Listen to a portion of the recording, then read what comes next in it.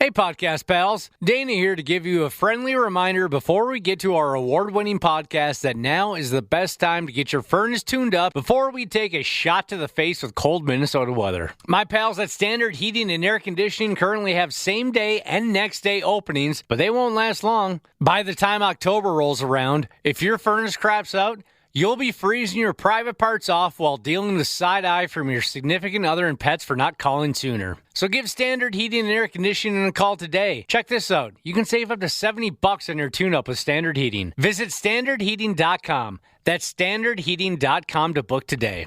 The 93X Half-Assed Morning Show. 93.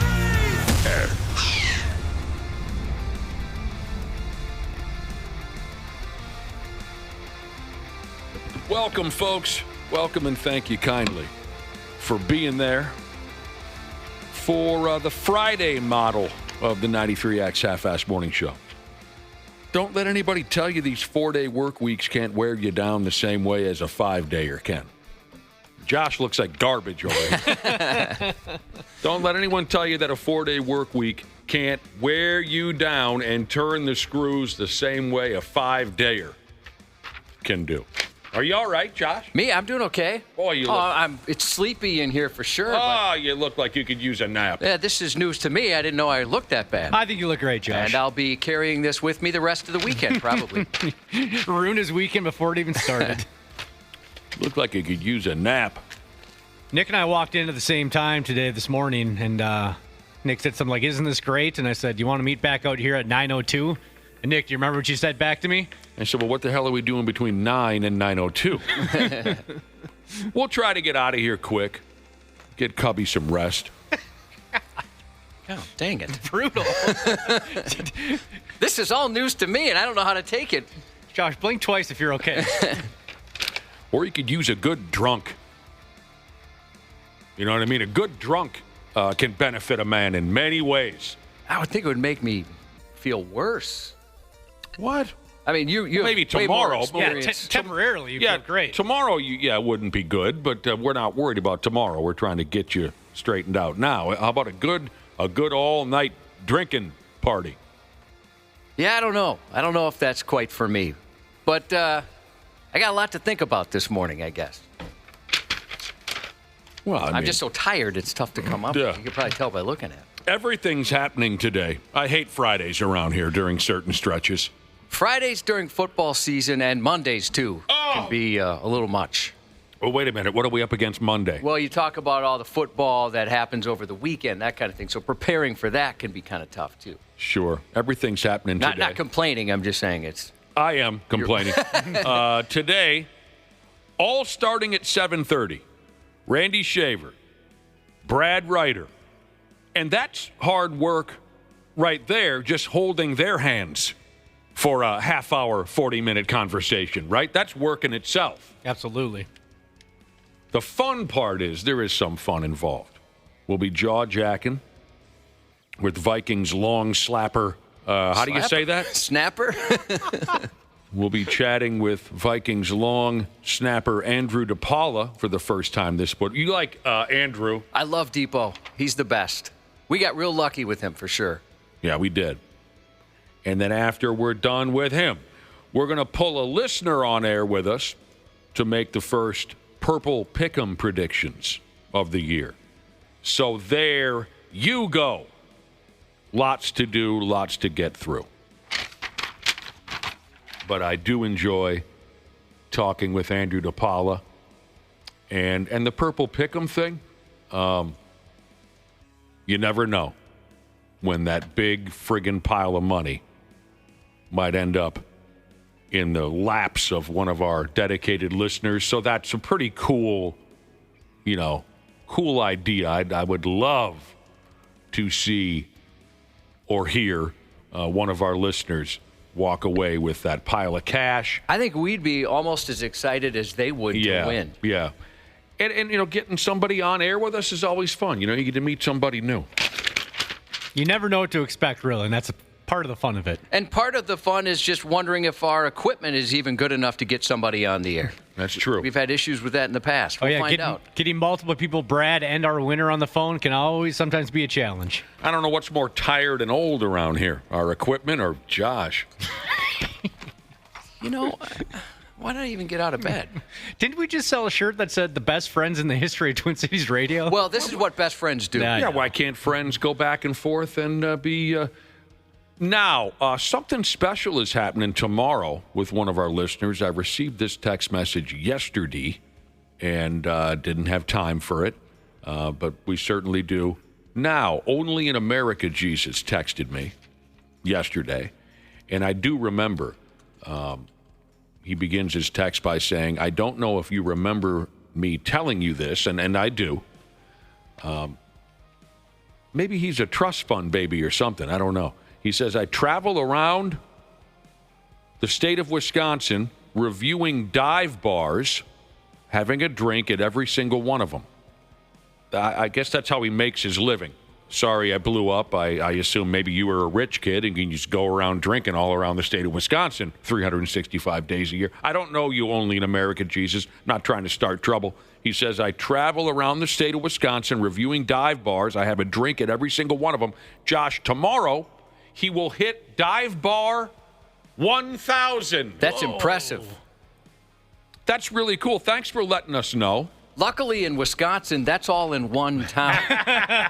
Makes it a lot easier. It sounds like a great accomplishment, but he still has 70, 80,000 more of them. Only in America, Jesus, this is the ugly, tired-looking guy talking. Did you get written about recently? I swear I saw a headline about somebody doing something similar. I wonder if that was him that it was written about. I don't know if he's awake right now to answer your question, Josh. He sent these messages to me yesterday, so maybe he's still in the fart sack. But if he is listening, sure. Answer if you can. You thought maybe you saw a write-up on the man. Yeah, I would assume it was him. That's a pretty cool thing that you've done. 1,000 bars tomorrow. He'll hit that mark, and he's been on this little adventure since January the 14th of 2022. It's been a nearly 3-year, or more than over a 3-year project for him. Congratulations. And he went on to text and say, maybe it's time for me to sneak over to Minnesota and find some cool Minnesota bars. We got a couple for sure. We'd love to have you. We've talked about the McDonald's guy in the past who's done that. He's attempted to go to every McDonald's in the United States, which, that would take a lifetime, I'd imagine. Is that right? Yeah. Tell me more about this guy. He just decided to go. He'll try something at every single McDonald's in the U.S., so that was his deal. And then Big McDonald's fan. Does he also write about it? Well, he must in some way to get the attention. If it's the same guy I'm thinking of, Josh, I think he does like a TikTok review of each one. Kind of goes in there, posts a video, reviews the bathrooms, kind of gives a little walk-around tour of what it is, what it looks like in, Bum Hick, Tennessee McDonald's.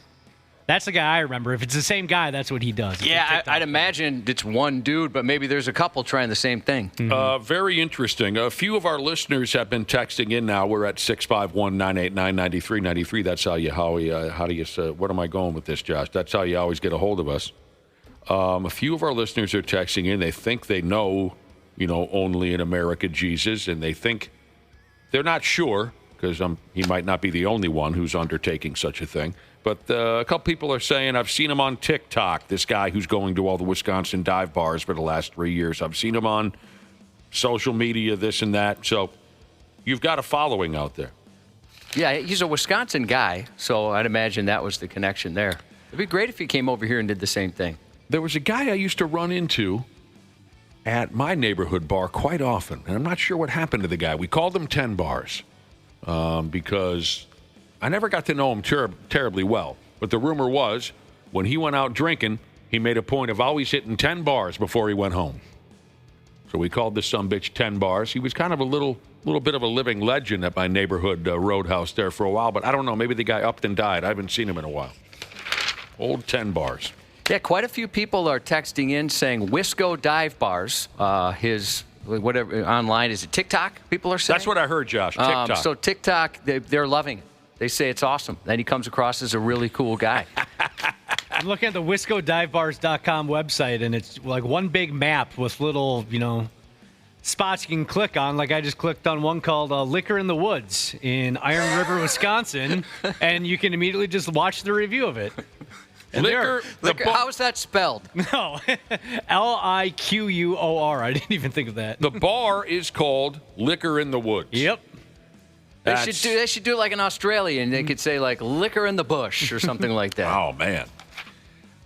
This is funny. A few people are texting in saying, can I give you guys a list of all the fast food joints that have given me diarrhea over the years? No, we don't want to hear that. It's probably your problem. When I had terrible stomach problems in the past, Josh, because you were on the front lines for a lot of it, I rarely blamed the restaurant or bar. I knew it was my problem. I did a lot of that to myself. So there you go.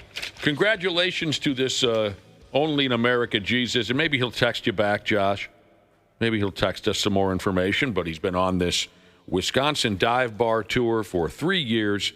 He texted in yesterday to tell us tomorrow he'll be officially hitting his 1,000th Wisconsin dive bar. And maybe he comes this way. Checks out some of the joints we've got.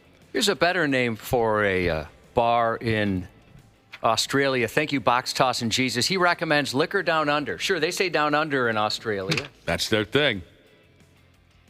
Absolutely, that's their damn thing.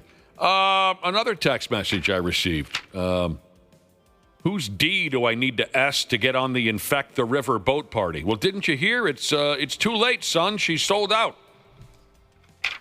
But appreciate your interest anyway.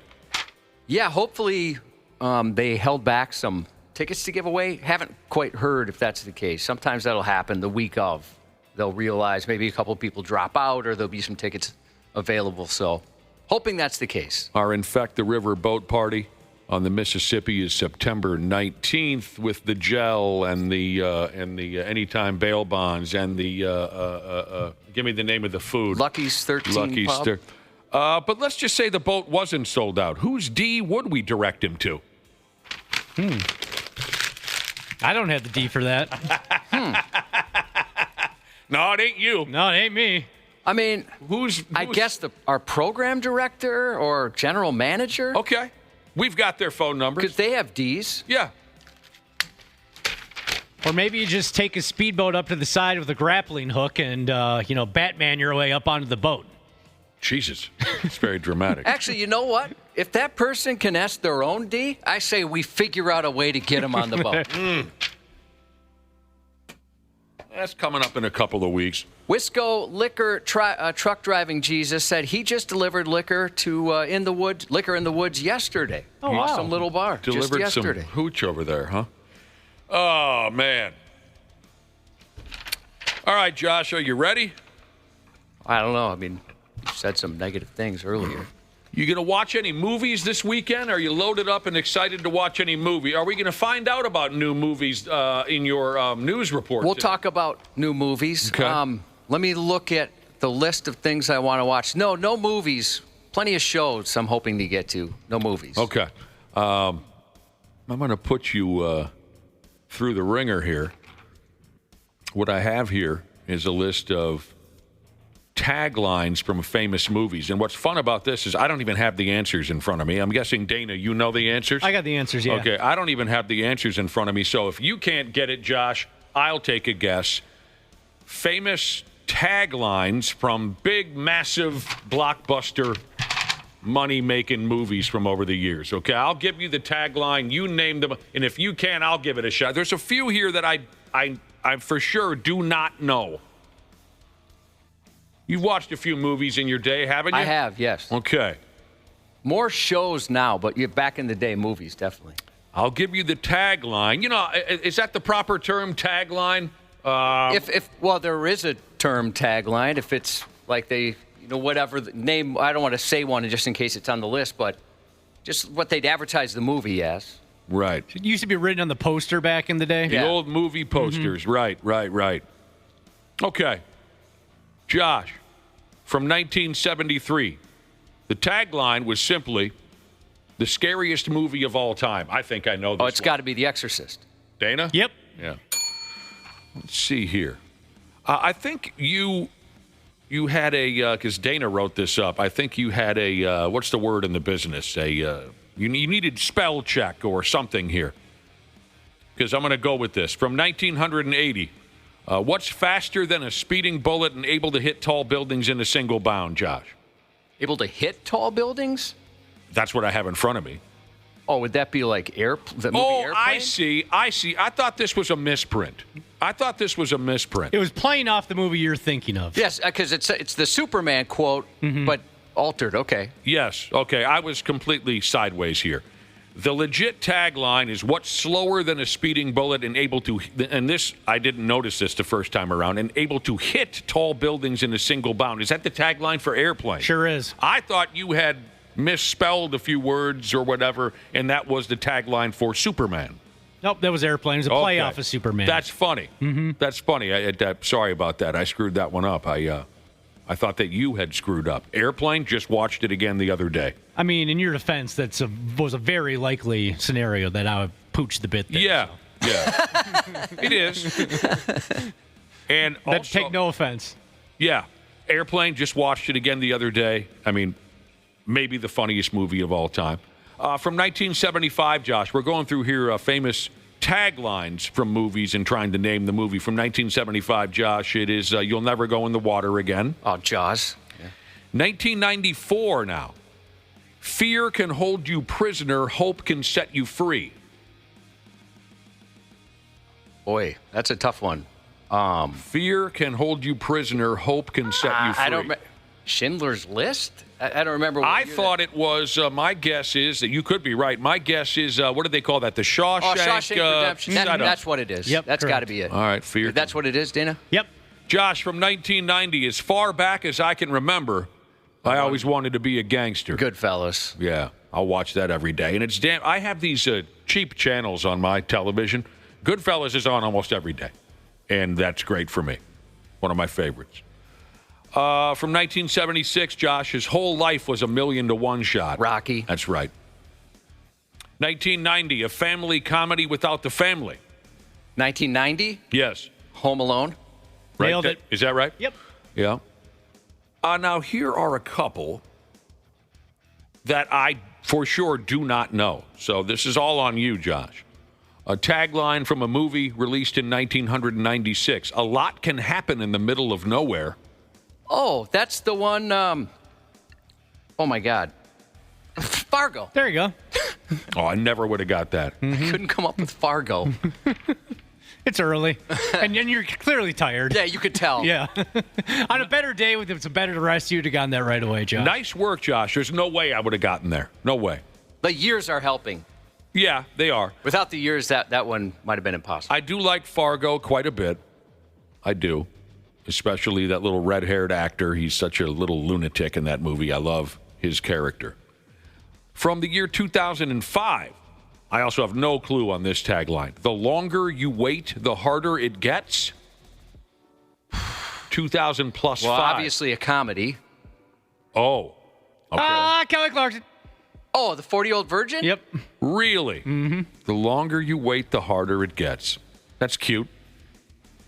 1985. He wasn't in time. I see. This is one of the. I mean, you'll get this. It's got to be Back to the Future. Right. You said time. You're right. This movie is one of the best ever. Back to the Future is one of the best movies ever made. Mm-hmm. I love it. I remember. I mean, I was 14, 15 years old when that came out. You'd think I'd remember everything about that movie. I've watched it dozens and dozens of times. I have no memory of this tagline, and it's really lame. It is kind of lame for such a cool movie. Yeah. He wasn't in time for his classes. He wasn't in time for his dinner. Then one day he wasn't in his time at all. That is dumb. For such a creative, clever, well-written, just outstanding World-class, beloved movie. That is a dumb tagline. Horrible. I suppose it's just a completely different department, right? Whoever's doing the trailers. Yeah. Yeah, I don't think Bob that's Zemeckis had much to do with that. He No. probably looked at it and cringed. That's a corporate guy that wanted to get creative. They were worn out from making the movie. They handed that to an intern or something. 1977, long time ago, Galaxy Star Wars. 1988. You'll like this one. This is one of your favorites. 40 stories, 12 terrorists, 1 cop. Die Hard. 1977, We Are Not Alone. Close Encounters of the Third Kind. Yeah. It takes a while to get to the good stuff in Close Encounters, but I still do love that movie. From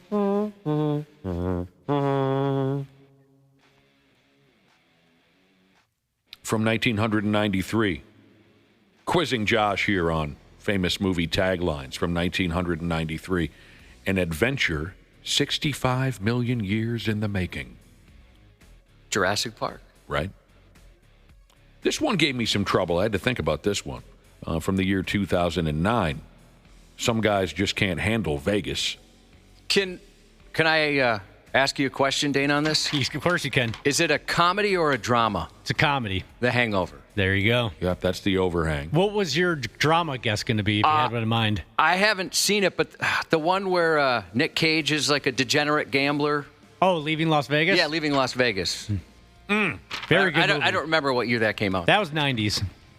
I love was it the 90s? Yeah, that was like 95 or Boy, I'm something. getting old. I love a good party movie. And Leaving Las Vegas. Was that incredibly depressing? Oh, yes. It depends on how you look at it.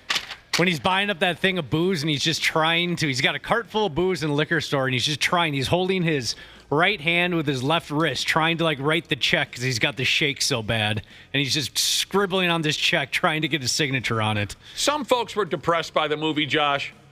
Yeah. I love a good drinking movie. I've heard it's very depressing. The scene, you've never saw it? No. The scene that grabs me every time in Leaving Las Vegas is at the beginning of Nicolas Cage's drinking party. He's at the strip joint.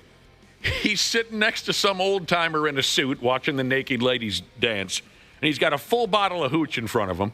He unscrews the top. He starts to drink it. And he decides, I'm going to clean the whole thing out, right?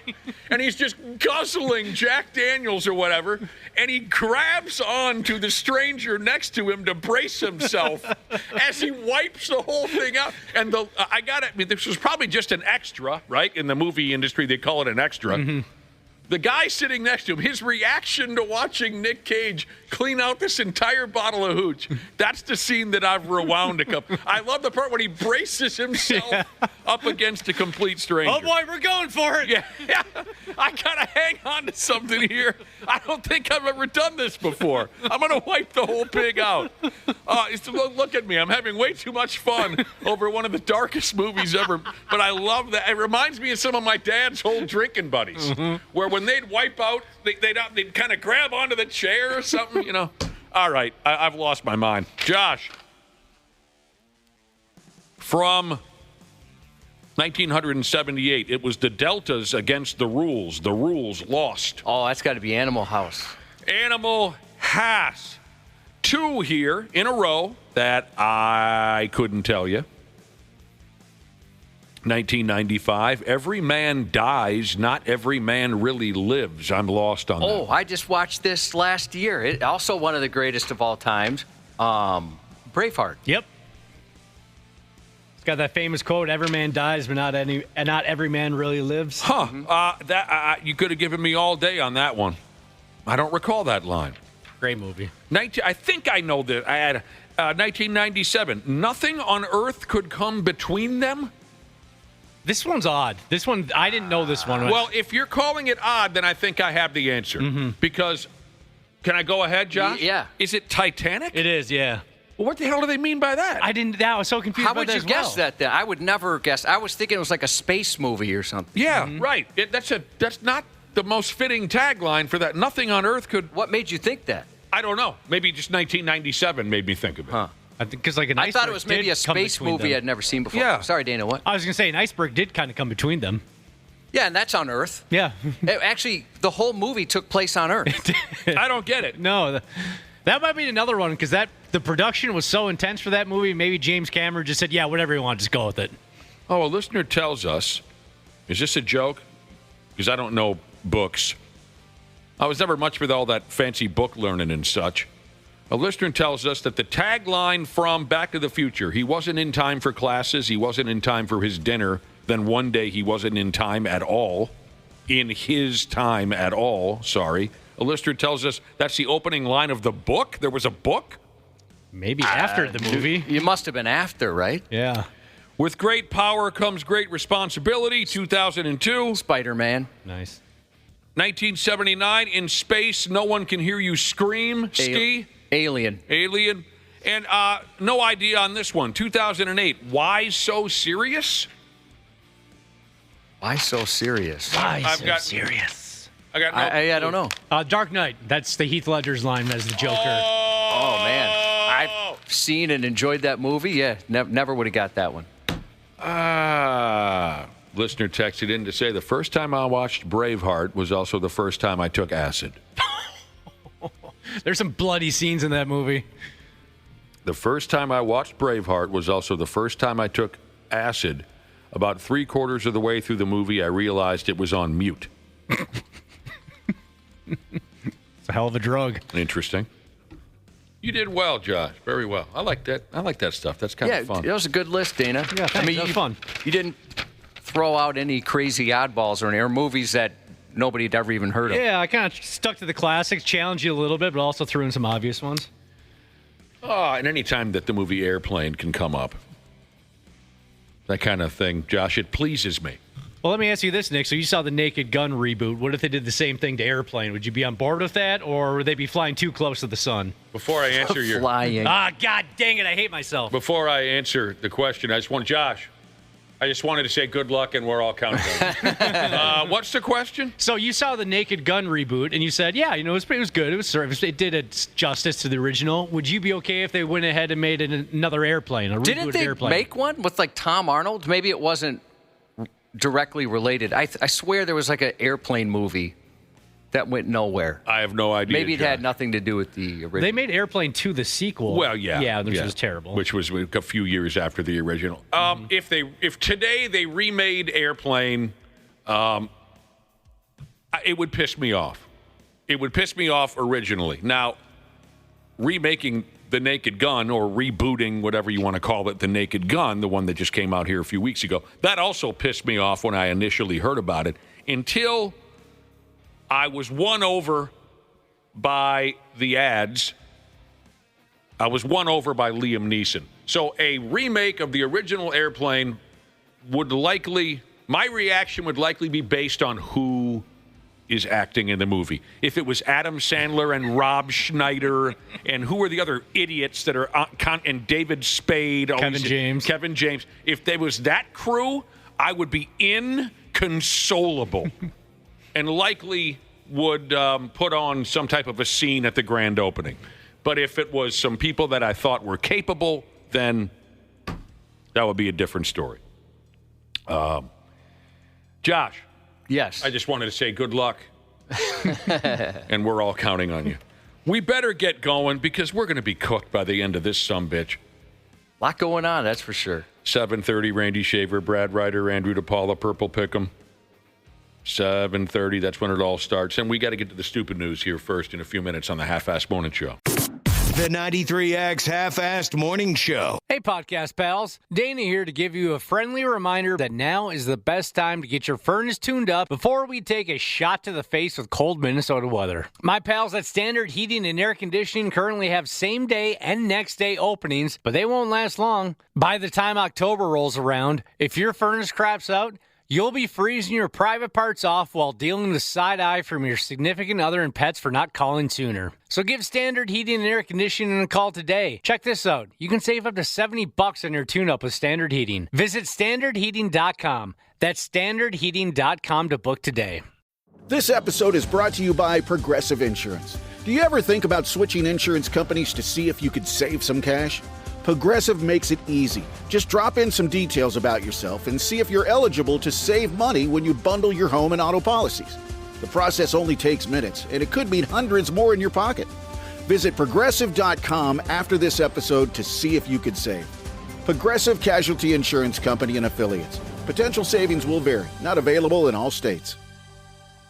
Football season is here. Oh, man. Believe has the podcast to enhance your football experience. We got to embarrass them into doing things the right way. From the pros Definitely one of the most interesting quarterback rooms ever. to college Michigan is set at 8.5 wins. to fantasy.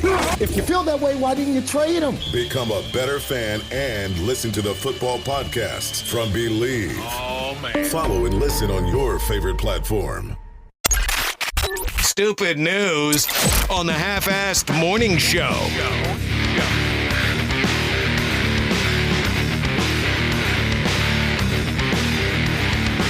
That's our final stupid news. The final for the work week. That feels pretty good. Josh! Yeah. Josh. Light of my life. My godson, who is also your biological son. Do you know him by sight? Yeah. I've had trouble in the past, true story, with the kids. One time I filmed a little girl who I thought was my daughter at one of those programs they have where they're singing, like, Caribbean songs or whatever they're doing in school. And I thought, wow, she's really into it. She never's into it. Usually I can tell she's faking and not really paying attention. This might have been like third grade. And afterwards, I commented to her like, hey, way to go. I'm glad you took an interest in that. Looked like you're having a lot of fun. And she was totally confused. I showed her the video, and she's like, yeah, that's the wrong girl. I was filming the wrong girl. The whole time, I thought it was her. Your son, if he's in a crowd with other children his age, you think you could pick out which one he is? Well, like I just said, I have a bad history of it. I would think I could, but I can't make any promises. This is a hell of a deal over there in Sydney, Australia, or some stupid place like that. A baby went missing from a daycare joint because one of the kids' grandfathers swung through and took home the wrong kid. Do you follow what I'm saying there? That doesn't seem too impossible to believe that it was a mistake. A lot of little babies, a lot of little kids at this daycare center. They look alike. Baby went missing. If it wasn't my baby, and you're an older fella, which I'm getting to be, I could see making that mistake. I'm surprised that the daycare could ever allow that to happen. Yeah, and the daycare does have some hand in this. They're usually pretty good. Is the rule number one? Make sure the kid goes home with the right person. Yeah. Right. Just a little peckerhead, a little toddler, went missing for several hours because one of the kids' grandpas showed up and snatched up the wrong baby. So, as you might imagine, when that little baby's mother went to pick him up from the daycare joint and the baby wasn't there, she busted a spring. Oh, I can't even imagine the panic. The staff wet themselves, too. They're running around everywhere looking for this baby. They can't find it. They fired up all the video security footage. And the video showed them, Grandpa, walk into the joint. But he was accidentally given the wrong baby. It's not like Grandpa pointed and said, that's the one. He was given the wrong baby by the staff members. And he didn't realize it. Damn, that's funny. And by God, Grandpa got the wrong kid all the way back to his place, didn't notice a thing, and this is my favorite part. The two of them crashed out together and took a nap. Just Nap with Grandpa. hell, old men and little babies, Josh, if there's one thing I know about both, those sumbitches can sleep. Old men and little babies. The two of them, just complete strangers, and with a tremendous age difference, just cut loose with a huge, sweaty nap together. Just beautiful. It might take a little while, but someday this will be a fun family story for both families, I'd imagine. I like to think they still get together every year or something to have some laughs about it. At one point or another, Grandpa was woken up and told that he had the wrong baby. Oh, I think I'd barf. The daycare center has apologized up and down. Grandpa feels like a damn jackhole about all this, but he's also feeling very well rested. Everything's fine. All babies are currently accounted for over there. F me. That's a good one. That is a good one.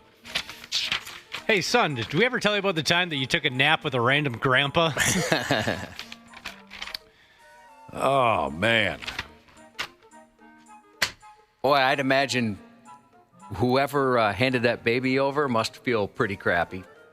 I wonder if they're going to have a job. Yeah, I was going to say, if they got fired, I don't think I'd use that job as a reference for the next one. Oh, you know they're going to be fired. I would think so. I'm sure they feel absolutely awful about it. That baby, a listener says, that baby and that grandpa are out there selling weed. It's possible, I suppose, baby and grandpa could be selling weed. You guys know that a pal of mine many years ago, first off, got hired to work at a daycare center. I still have no idea why or how he qualified for that, but he did. How old of a guy was he at the time? Pretty young, 20, 21. Oh, really? Got hired to work at some kind of a daycare joint, and it wasn't the busiest daycare center in the county. They only had to look after 6-8 kids, and one day they told my buddy Donnie, they said, Donnie, you're in charge of this little baby. This is the one you got to keep an eye on today, little toddler. And Donnie said, yeah, all right. And a couple hours went by. I think Donnie was playing with a computer or something. And one of his coworkers walked up and said, hey, where's the little kid? And Donnie said, little kid? And they said, yeah, the little kid you're looking after. And Donnie said, the little kid I'm looking... Oh, my God! He just forgot. And they found this damn kid out walking around town. And he was fired. This job isn't for you, pal. Now, here's one for you folks who really like the cutesy kid stuff. Down where the gators roam free. One morning, here recently, a 5-year-old kid by the name of William, he broke out of his folks' place when they were both out cold. Nobody was looking. His folks are both asleep. 5-year-old kid. He breaks out. The kid wanted to hit up his neighborhood Chick-fil-A. And so that's where he went. He went walking through town to the Chick-fil-A. The staff was a little confused when he walked in. A 5-year-old kid walks in with no money, demanding something or another to eat. But they sat his ass down, gave him breakfast, and then they called the police. Cops walk in, they find the kid sitting there, eating at Chick-fil-A. The cops told William he can't just sit there and eat for free. They need to take him back to his folks' place.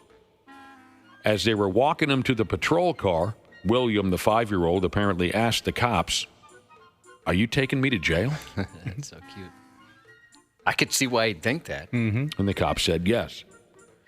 No, the cops laughed, told them no. They took William on a drive through his neighborhood until the little pot licker could point out his folks' place. He's too young to give out an address or anything like that. When the cops knocked on the door, William's parents answered, and they had no effing clue that he was gone. No clue. Mom and Dad said they were shocked by their son's escape skills. Apparently, they have a big fence around the property or something like that. Shady-ass Williams' mom said he knows how to get to Chick-fil-A because we walk there quite often, the two of them. And the old man said, I think he understood what he did was serious, and we will talk to him about it. There he goes. Did you guys ever do that? I did that once, not at Chick-fil-A, but we lived on a very busy street in South Minneapolis, and across the street there was a grade school. And when I was probably because I wasn't in kindergarten yet, maybe 4, I crossed this busy street to go hang out with the kids out at recess. I saw them playing out there every day, and I wanted to go hang out. Do you have any memories of this? No, this is a story my mom told me. And so she said they were freaking out. My mom was like doing laundry or something like that. My dad was at work. She's at home, and she's got 3 kids to look after. She's doing laundry. She's busy. And I guess I just decided, I'm going to go play with those kids across the street. That's a great story. I don't think I ever pulled anything like that. Haven't been told any stories. But, yeah, so it was kind of an iffy situation for you to get your 4-year-old carcass across that street. Wasn't this like a 4-lane, 2-lane? No, 2-lane. It still is a 2-lane, but, people go crazy fast. Very used busy. to it. They've slowed down since, but at the time, it was a very busy street. Lots of traffic. Yeah. You easily could have been airmailed. It was the perfect time of day for that to happen. It wasn't like a busier time of day for driving. But, yeah, I made it across the street somehow, and my mom said they called the cops, and they figured out the school actually realized, hey, this kid doesn't belong here. You're over there playing tetherball. Yeah, I don't know. I don't know what I was doing. Yeah, I don't think I cut loose like that. At least I've never been told any stories. Josh, with you getting across that street, I'm kind of disappointed it didn't lead to you becoming the world record holder in Frogger one day. I was decent at Frogger. Yeah, because you clearly had the natural instinct for it at a young age. Here's a listener named Benjamin who texted in to tell us that his brother, at 4 years old, his brother wandered away and got brought home at 2 o'clock in the morning by drunk bikers. Drunk bikers found Benjamin's 4-year-old brother wandering around town. Text says here, the cops had to jump their gate to knock on the door for that little boy. Yeah, they said the house was like the most secure in the neighborhood. Big fence, everything. So this kid was pretty... Who? But we're talking about William now? Yeah, this 5-year-old. Yeah, he was pretty good at escaping. Smart kid. All right, what the hell is this here? In Japan, there's a company that will rent you a scary person. That's how they say it here. Rent a scary person. They've got all those services over there, supposedly. It wasn't, Josh, until I was reading this yesterday. I was reminded. We have talked quite a few times about the wacky-ass thing they've got going in Japan where you can rent a live human being. You can rent a grandma to act like she loves you, even though she clearly doesn't. You can rent a middle-aged man for something. I forgot what the middle-aged man will do. Maybe talk about the weather. Do you remember what the middle-aged man will do for you if you rent him in Japan? Like if you have an event, you want to, kind of like an escort, but less...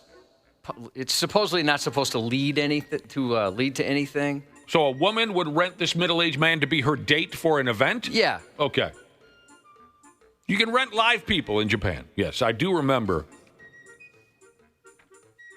So,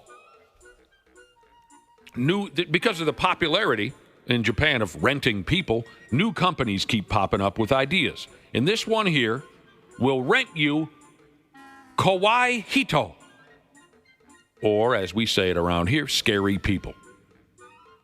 Now, they're not talking zombies or sexual perverts or something like that. They rent out, quote, people with intimidating appearances.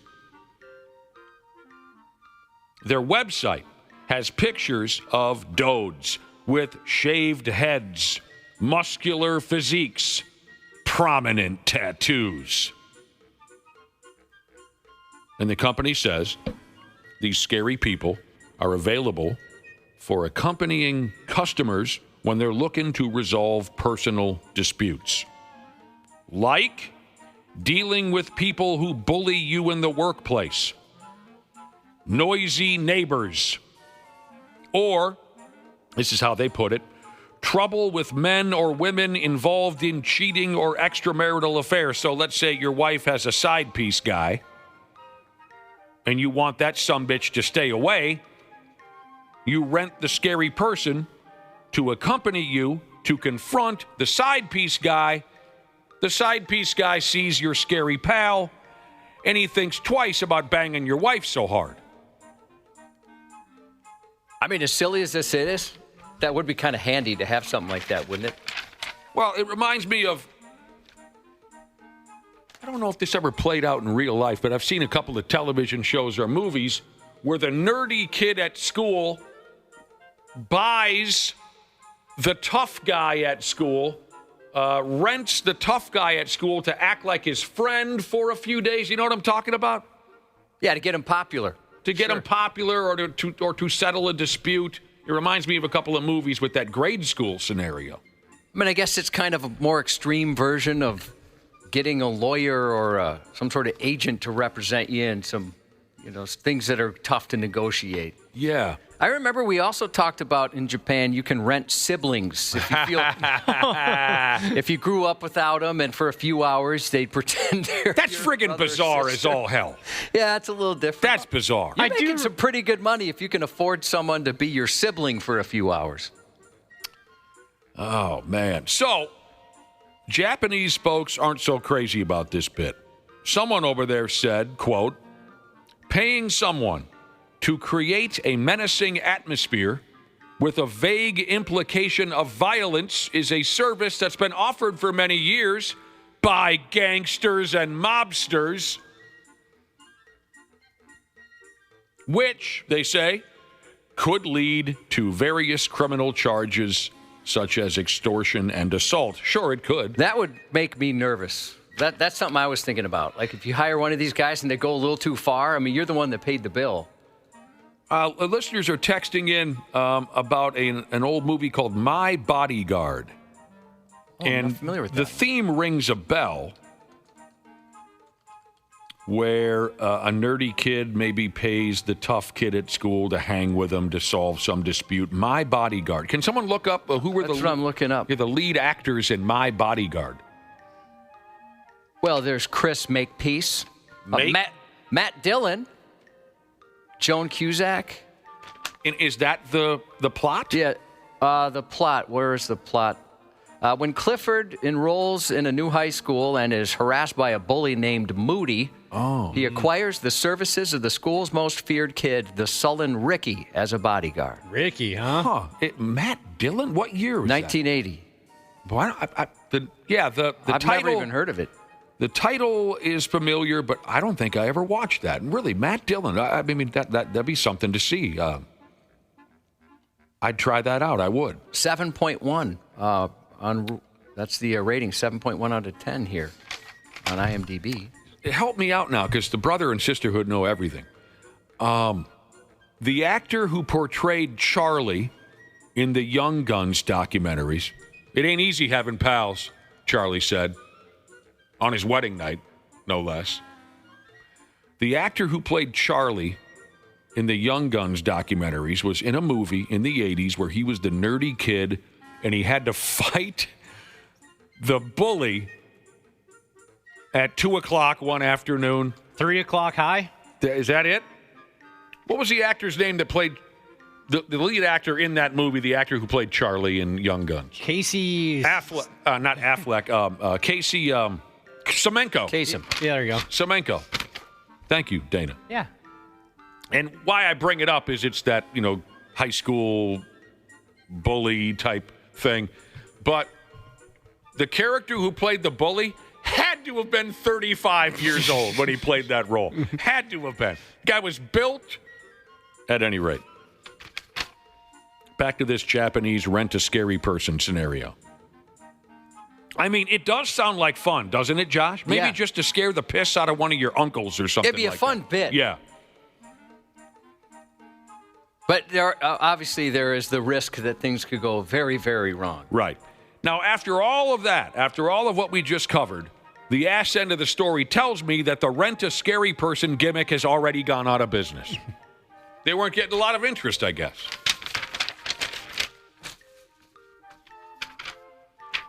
I'm also remembering a Family Matters episode where Urkel's getting picked on, then he shows back up, and they start picking on him again, but then the older brothers and his buddies show up. And, nice. Yeah, kind of give him like that street justice a little bit, intimidate him. The guys are like, whoa, hey, we didn't mean anything, It played itself out in so many different movies and sitcoms, especially in the 80s. Dana just brought up Urkel. Give it to us, Josh. Did I do that? There you go. So good. All right, we got back-to-back stories with a Wisco vibe here, which is no surprise. In Madison, Wisconsin, a terrible place to go. Absolutely terrible, Madison, Wisconsin. I've had fun there. The cops were called. This is at noon on a Tuesday, if I'm not mistaken. The cops were called at noon on a Tuesday because someone spotted 4 dudes taking a joyride on a damned crane. That does sound like a lot of fun. Now, I think this would be the first obvious sign that the University of Wisconsin kids are back on campus. That's got to be it, right? It has to be. I mean, I remember at St. Cloud State walking home from the bar at 2 o'clock in the morning one night, and there was road construction equipment on a street that we were walking down, and everybody hopped on a different piece of equipment to see if we could get it started. Some of us were able to get their machines started. Some of us were not. That's awesome. 4 dudes at once, all illegally driving a crane down a street at noon on a Tuesday. When the cops showed up, there was no sign of any dudes. The crane was simply abandoned in the middle of the street with the keys still in it. That's our first Wisco story. That does sound like a blast, doesn't it? It does. You know what, Josh? I wish it would have run over Bucky Badger with that crane. Maybe they attempted to and just couldn't find it. Man, I hate Bucky Badger. Dumbest looking mascot in the entire Big Ten. Looks like a skunk in a popcorn box.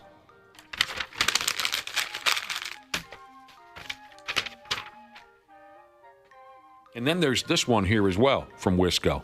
And this one will really throw you. A drunk who can't seem to pull his head out of his ass. In Janesville, Wisconsin. Terrible place to go. A 59-year-old, for Pete's sake, got himself locked up again. The local cops handed stupid ass his 12th career OWI. That's absolutely insane. I know that's nowhere near the record. Haven't we heard before, Josh? The record is like some dude's got 31 of them. Yeah, but still. Stupid ass tried to get away, making for one of those high-speed chases. They dumped the stop sticks on him. And the cops had SCMODs. They did. Those cops in Janesville, Wisconsin had SCMODs. State, county, municipal, offender data system. The cops saw that the dude was born with the name of Bradley. I'm staying with stupid ass. The police saw that stupid ass had 11 prior O-dubs. He gone. I mean, what's it going to take? Obviously, there's a problem, and hopefully he can get that figured out. But at what point do you decide maybe I should stop driving while drunk? And how do you afford all of that, too?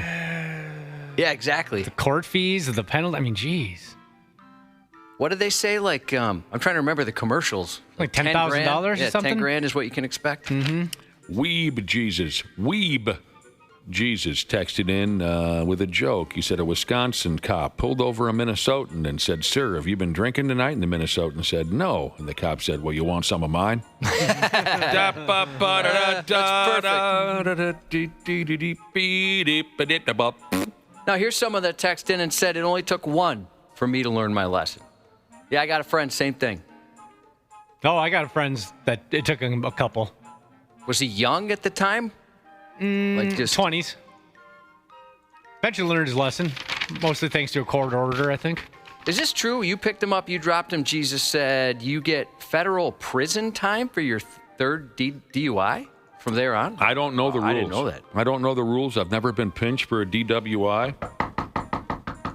And I don't think you need to knock on wood anymore. Well, you never know. You're never going to do that again. Well, no, but what I mean is, at .08 these days, you never know. You think you're being careful, and it comes back to bite you in the ass. No, Josh, what your point is, and I agree with you, I'm never going to drive drunk the way I used to. Absolutely not. Never again. I am, and I have been for years, very, very careful. But with it being at .08, there's always a chance that I feel completely fine, but yet I blow that magic number. That's what I'm saying. Everyone should figure out what they're like at .08, because it surprised me, and I'm not even a drinker. I never, ever would have guessed I was affected when I was at .08. Right. When we did one of those drinking experiments, They would ask you each time you blew into the thing, where do you think you're at? And I didn't think I was even half that. Well, maybe half that. I couldn't believe it was a .08. Yeah, I know quite a few guys who have 1, 2, 3, Oh, I won't give out the Jesus name in case he doesn't want it out there, but he said he just got a Dewey last Monday, and he doesn't recommend it at all FML. I'm sorry? He just got a Dewey on just Monday? Last Monday. It's terrible. It's terrible. I would love it for a lot of you folks to knock it off with the drunk driving. One of my pals who got to 3, I think, and it was pretty iffy for a while. He was possibly going to go to jail for 30 days or something. I can't remember the specifics, but he had picked up his 3rd, and everything, all signs were that he was going to go to jail. So he quit drinking in the process of waiting for all of this to play out. He quit drinking. He was very nervous. We were nervous for him.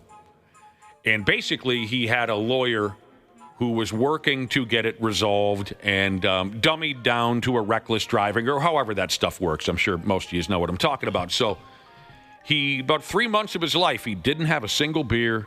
He was behaving himself and just waiting for this decision, whether he was going to jail or not. And we all went out ice fishing. And, of course, me and a few guys had coolers full of beer. Our bro was ice fishing with us, the one who was, hanging in the balance. He's sitting there not drinking any beer at all, and he tells us, today's the day I get the phone call on whether or not I'm going to prison. And we said, okay, man, good luck. We're just ice fishing and having an average day. And his phone rings, and he picks it up, and he goes, hello? Yeah, this is. Uh-huh. Okay. All right, thanks. Hangs up his phone, and he says, pass me one of those Busch Lights. The player is off the hook. Oh, no. Learned his lesson. Cato Cop Jesus said, no, there is no federal prison time for DUIs at 3. And I'd imagine he'd know. Well, hopefully that point is not even something anyone needs to know. Nobody's going to have to worry about getting anywhere near that. All right, before we go, you want to talk about Jet Belly? As long as you read the headline as written. Most of you probably don't even know what Jet Belly is.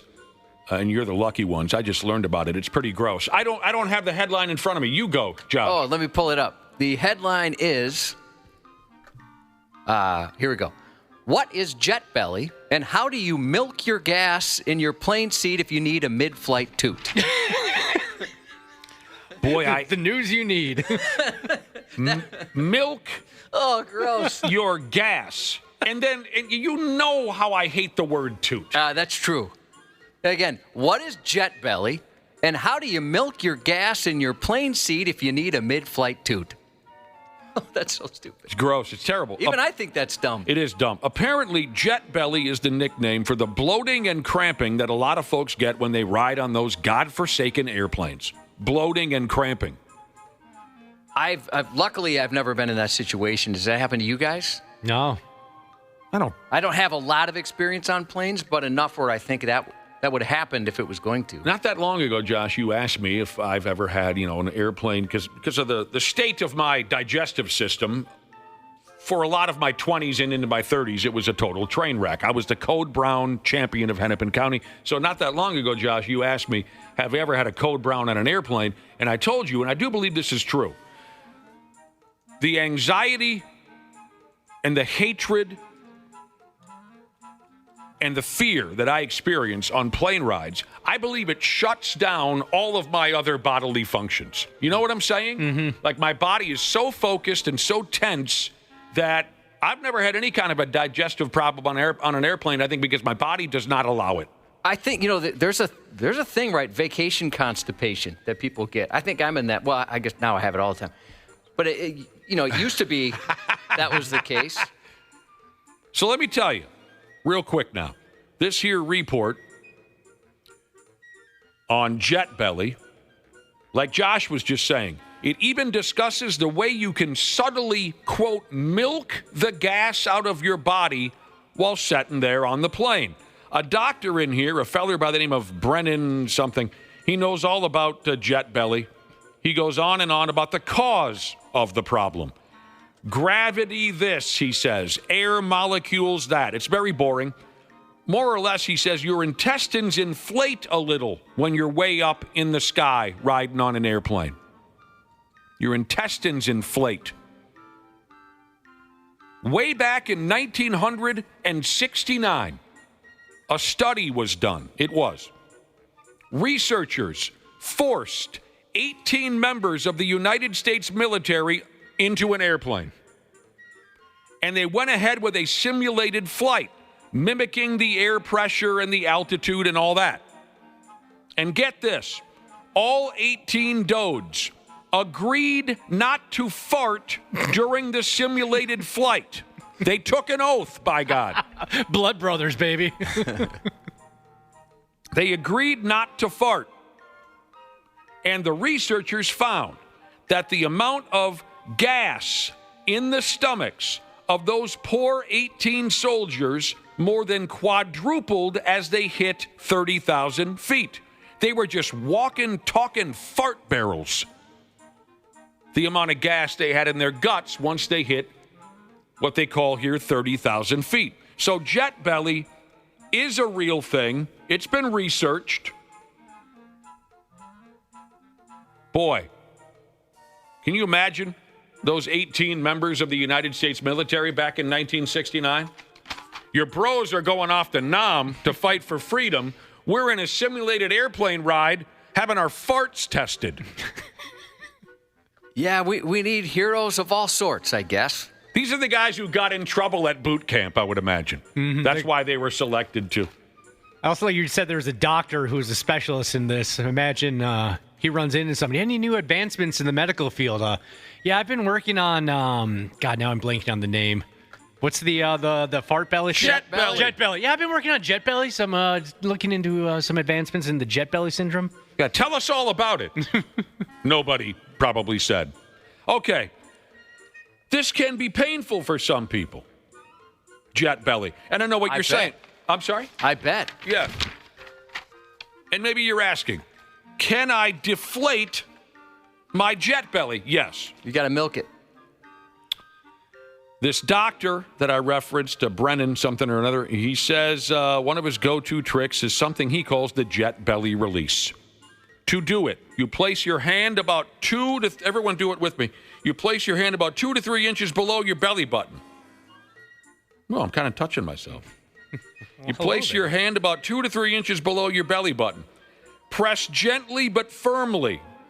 And then you start massaging yourself towards your right side in the direction of your right hip bone. Did everyone do it with me? Yeah, no, but I was taught this actually by a doctor once trying to get things moving along, right? Again, constipation. She had said, you got to start here. Nobody can see that. On the left side, kind of like you said, just a little below, and you kind of rotate it up all the way around. You make an N, like a lowercase n. Okay. Doing that, and here we go again, will help you milk gas down into your colon, and then the gas will pour out of your bottom. Will everyone else on the airplane be sickened by the smell? Absolutely. But you'll feel better. Yeah, I've never been on either end of that, thankfully. Never been on an airplane where somebody dosed it real bad. Oh, yeah, I have. Are you really? Honestly? Oh, yeah, God. Never. I've had a couple bad experiences, and once it was a buddy of mine. I yelled at everyone in the airplane. I snapped. I hollered. I'm like, yo, thanks a lot. Whoever just shit their pants, appreciate that. Thank you. I kind of snapped at everyone in our section, and my buddy nudged me and said, yeah, bro, that was me. So this doctor, he comes off like Josh, and Josh already gave you the line. He says the jet belly release method will lead to a, quote, discreet mid-flight. You say it. I can't say it. Toot. Dude also mentions your posture being a factor by sitting up. That absolutely stopped my heart. It caught me off guard, too. Was it that loud? Jesus, balls. Usually I'm expecting it, I guess, maybe. By sitting up straight, you can prevent the symptoms of jet belly, Josh. Breathe slowly and deeply. I've taught others that over the years when people have had bad stomachs. I've said, take it from me. I know what it takes. And a lot of time breathing can help. This is terrible, but like I always do, I'm going to go ahead anyway, and then we got to move on, for Christ's sake. If you've got gas, experts say it's better to let it go. But if you want to keep your seatmates happy on the airplane, they say try to make it to the bathroom before you drop ass. This person says, I just pretend I'm sleeping when I fart during a flight. Oh, I'm sorry. I was sleeping. Nothing I could do. That's awful. Sports on the 93X Half-Assed Morning Show. Those hurt. And I mean, this was a great opportunity for the Dallas Cowboys. A great opportunity to come in here and knock off the world champs. And Brian Schottenheimer knows it. This was a missed chance from stars and playmakers that ordinarily make those plays. And on opening night, Philly and Dallas delivered. Never saw it.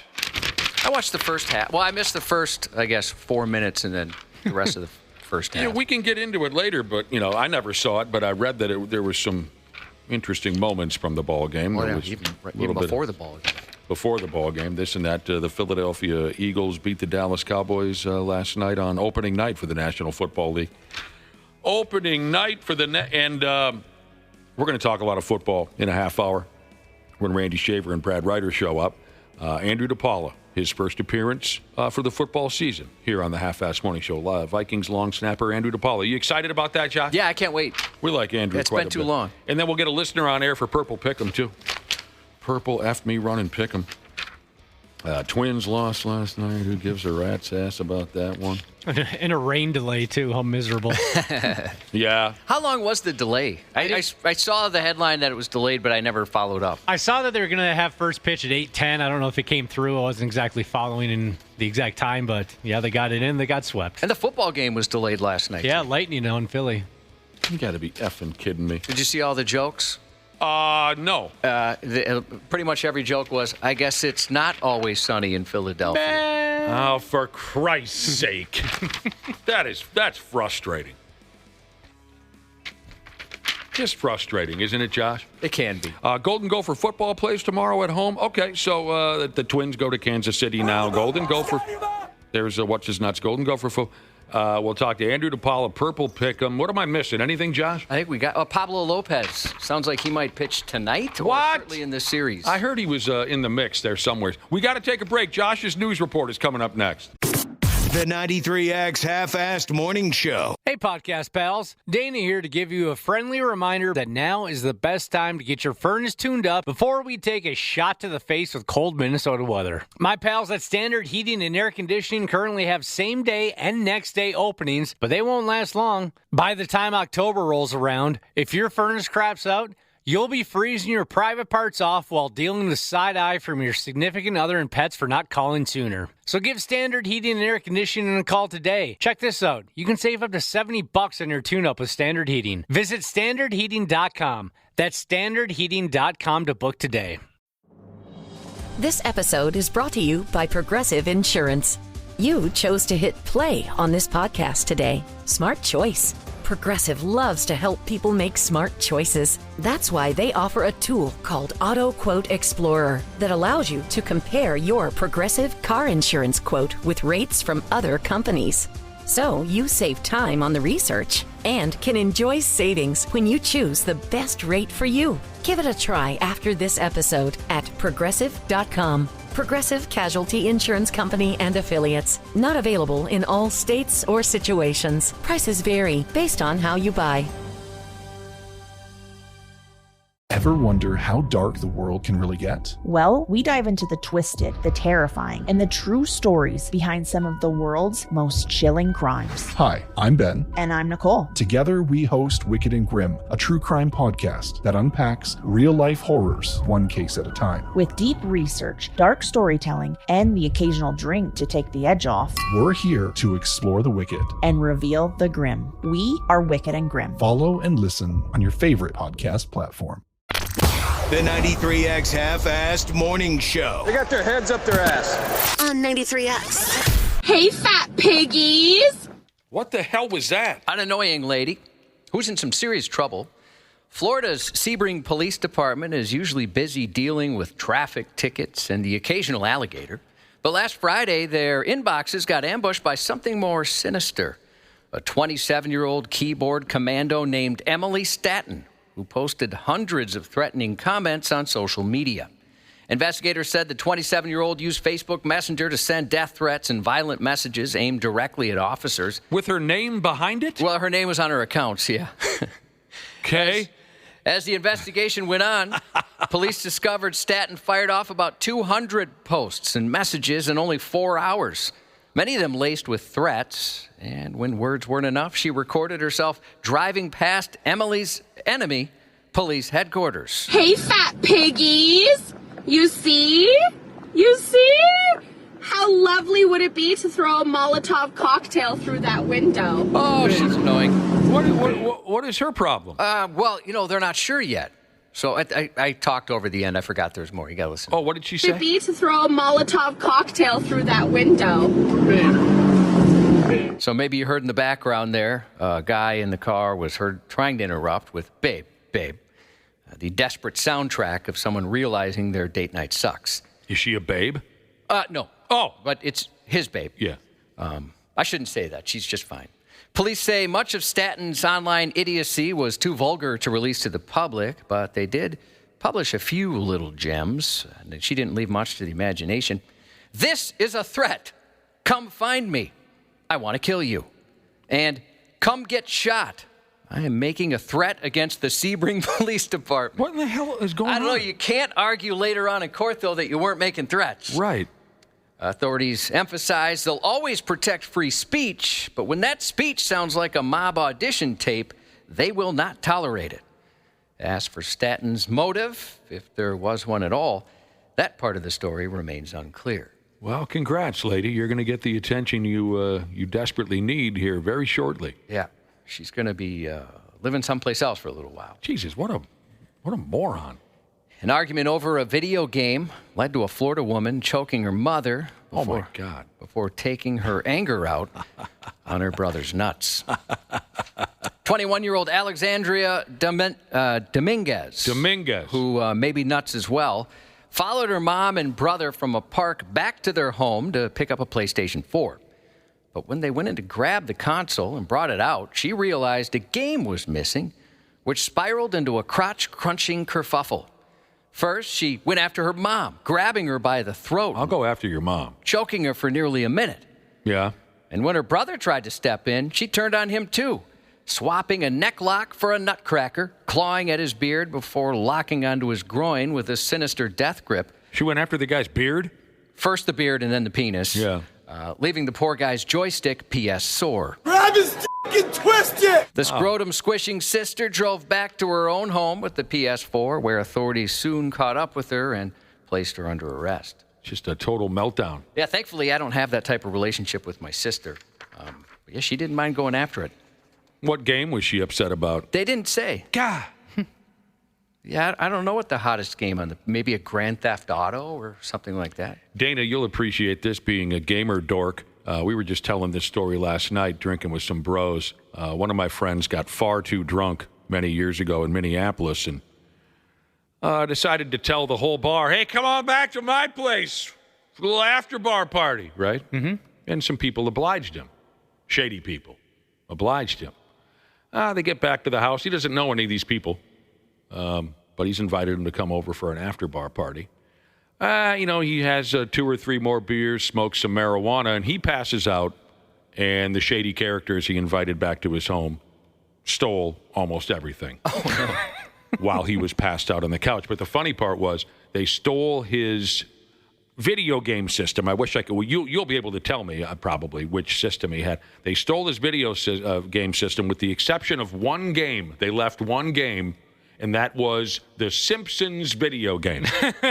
They weren't interested in that. It was the only thing in the house they didn't steal. They took everything else but the Simpsons video game. But the Simpsons video game. That's just disrespectful. Wasn't that supposed to be a good game, or maybe not? The arcade version's very good. The home console versions were very hit and miss. So there are a couple Simpsons games that I probably would have left on the floor, too. Speaking of video games, they are going to make a live-action Call of Duty movie, finally, after years of talk. What time we get a war movie?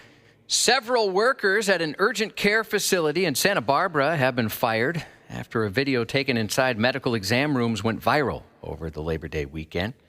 The since-deleted video shows employees posing with bodily fluids that were left by patients seated on those paper coverings on exam tables. Ugh. And they captioned it, "Guess the substance." Another image shows... How did you do? I didn't look. You didn't play? Yeah, I didn't look. And the videos, I'm sure it's somewhere, but as a matter of fact, I know it's somewhere, but I chose not to look. Online, I just saw one, and it was clear. They were wagging around some dude's urine sample on social media and asking folks to guess the fluid. Well, they're taking pictures of that paper that covers the table for various different patients. Oh, and fluid was left on the paper. Correct. Oh, I've never left any. Have you ever left fluid on the paper? No. Okay. Not that I'm aware of. Yeah. Another image shows a female worker giving a thumbs up with a beaming smile while she hovered over a small stain left by a patient on the exam table. Wow. With the text, "Yes," overlaid. Staff cheerily posed with wet marks left behind on the paper of the examination table. The slideshow's text sarcastically read, "Are patients allowed to leave you guys with gifts? Yes, and we love them so much. All shapes and sizes, all shades and opacities. Make sure to leave your healthcare workers sweet gifts like these." Another shows a disturbing image of a different worker bending over a large stain on a different exam table while sticking her tongue out. After the TikTok took off, it was quickly deleted, but not before the internet did its thing. Screen recordings, downloads of the video continue to circulate, drawing swift backlash on Reddit, Instagram, and Yelp. Hundreds of users called the behavior dehumanizing, unprofessional, and unethical. Insensitive. Late Wednesday afternoon, the clinic said all staffers involved in that video had been fired. It was said to be posted by a former employee who left late July. Having a few laughs there, but they took it too far. It appears that way. I'm still kind of thrown by the idea of leaving a stain behind me after I sat on the exam table. I'd be quite embarrassed if I did that. Me too. I could see maybe some sweat. Ooh, maybe you're a little nervous, you know. It's been a while since I've had to wear one of those gowns with nothing on underneath. Yeah. But I'd imagine that was the recipe for this disaster. Boy, can they get an update on those pigs, by the way? You know, what was it? How long ago was it, Josh, where I went off to the hospital because they thought I was having a strokey stroke? 5-6 months ago, whatever? Yeah. They put me in one of those gowns. And, I mean, I swear to God, another human being must have worn that gown in 1957. Can they get an update on those sumbitches? Were you naked underneath it? I think they left me in my underwears. Oh, that's good. Yeah. I never liked the whole getting naked thing. But, you know, all the fancy schmancy things they have now at hospitals, and God bless them, they were wonderful on that day. I was not having a stroke, just for the record. It was something else. As wonderful as everything was over there, just order some new gowns. I mean, the thing just was older than the hills. You'd see right through the sumbitch. A man was taken into custody Tuesday night after being accused of threatening someone at a Benson Boone concert in Boston. We just talked about this Benson Boone recently. What does he do? He was in town not too long ago, and that Dr. Andrea took her kids to go see that. Yeah, that's why she couldn't hang out at the roasted chicken too long. It's a kids pop type deal? Yeah, I mean, adults like him too, but it's mostly the teens. But a grown person had a problem over there. He did, very grown, and he was very mad. So he threatened to kill someone, and that someone he threatened to kill was a little kid. 2 victims were cheering during the show when an 80-year-old turned around and threatened to kill them. An 80-year-old? Yep. And if that weren't bad enough, officers reported he also was watching some explicit videos on his phone, fully visible to everyone around him, including children. Okay, so he's nuts. Yeah, he's got a couple things going on. Yeah. The Boston man was arrested and removed from the venue, so there's more than a feeling. A family will get some peace of mind that the Boston man will be going away for a long time. Dude, that was slick right there, what Cubby just did. Amanda. A 55-year-old man from South Carolina tried to kill 3 roommates by setting their apartment on fire and burning them alive. Because they refused to renew the lease on their shared home. He wanted to stay. Just after midnight Sunday, police and firefighters rushed to a Myrtle Beach home after reports of a structure fire. When officers arrived, firefighters told them it looked like that fire had been deliberately set while the 3 people were still inside. 2 victims pointed out a man sitting in a nearby car, said he was the arsonist.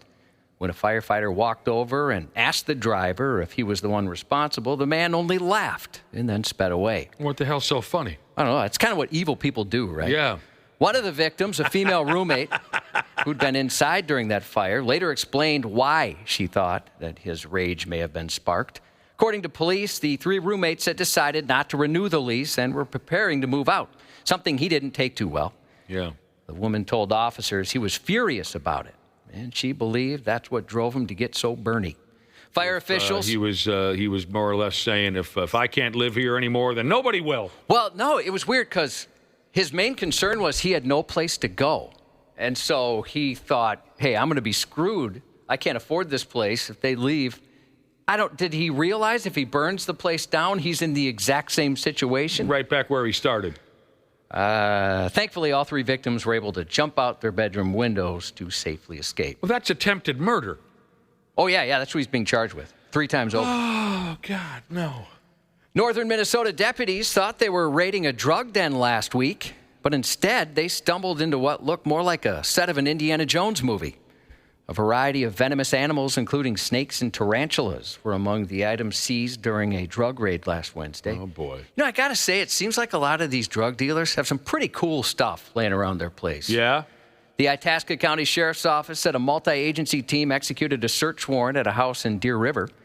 Inside the home was a range of exotic animals, many of them dangerous, police said, including snakes like cobras, trouser, green mamba, a boa constrictor, as well as tarantulas and, quote, other venomous animals.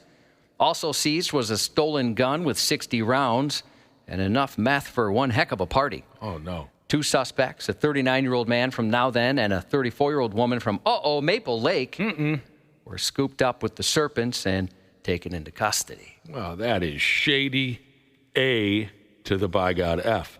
Blaine is bearing its soul, and that soul wants ladies to bear less. City leaders are considering a ban on nudity at beaches and parks after Minnesota Supreme Court ruled women can legally let the girls out so long as they're not engaged in anything X-rated. The modesty measure, as it's called, was floated after a couple of concerned citizens feared topless sunbathers at Lakeside Commons Park might dampen the family-friendly vibe. Family-friendly. Here we go again with the family-friendly, Josh. On Wednesday, the council tiptoed through the delicate definition of nudity in a titillating conversation officials acknowledged was a bit awkward at times, debating which body parts to include in the definition of nudity. If Blaine takes the plunge, it would be the first Twin Cities suburb to slap a cover-up order on the heels of the court's boobs-out ruling.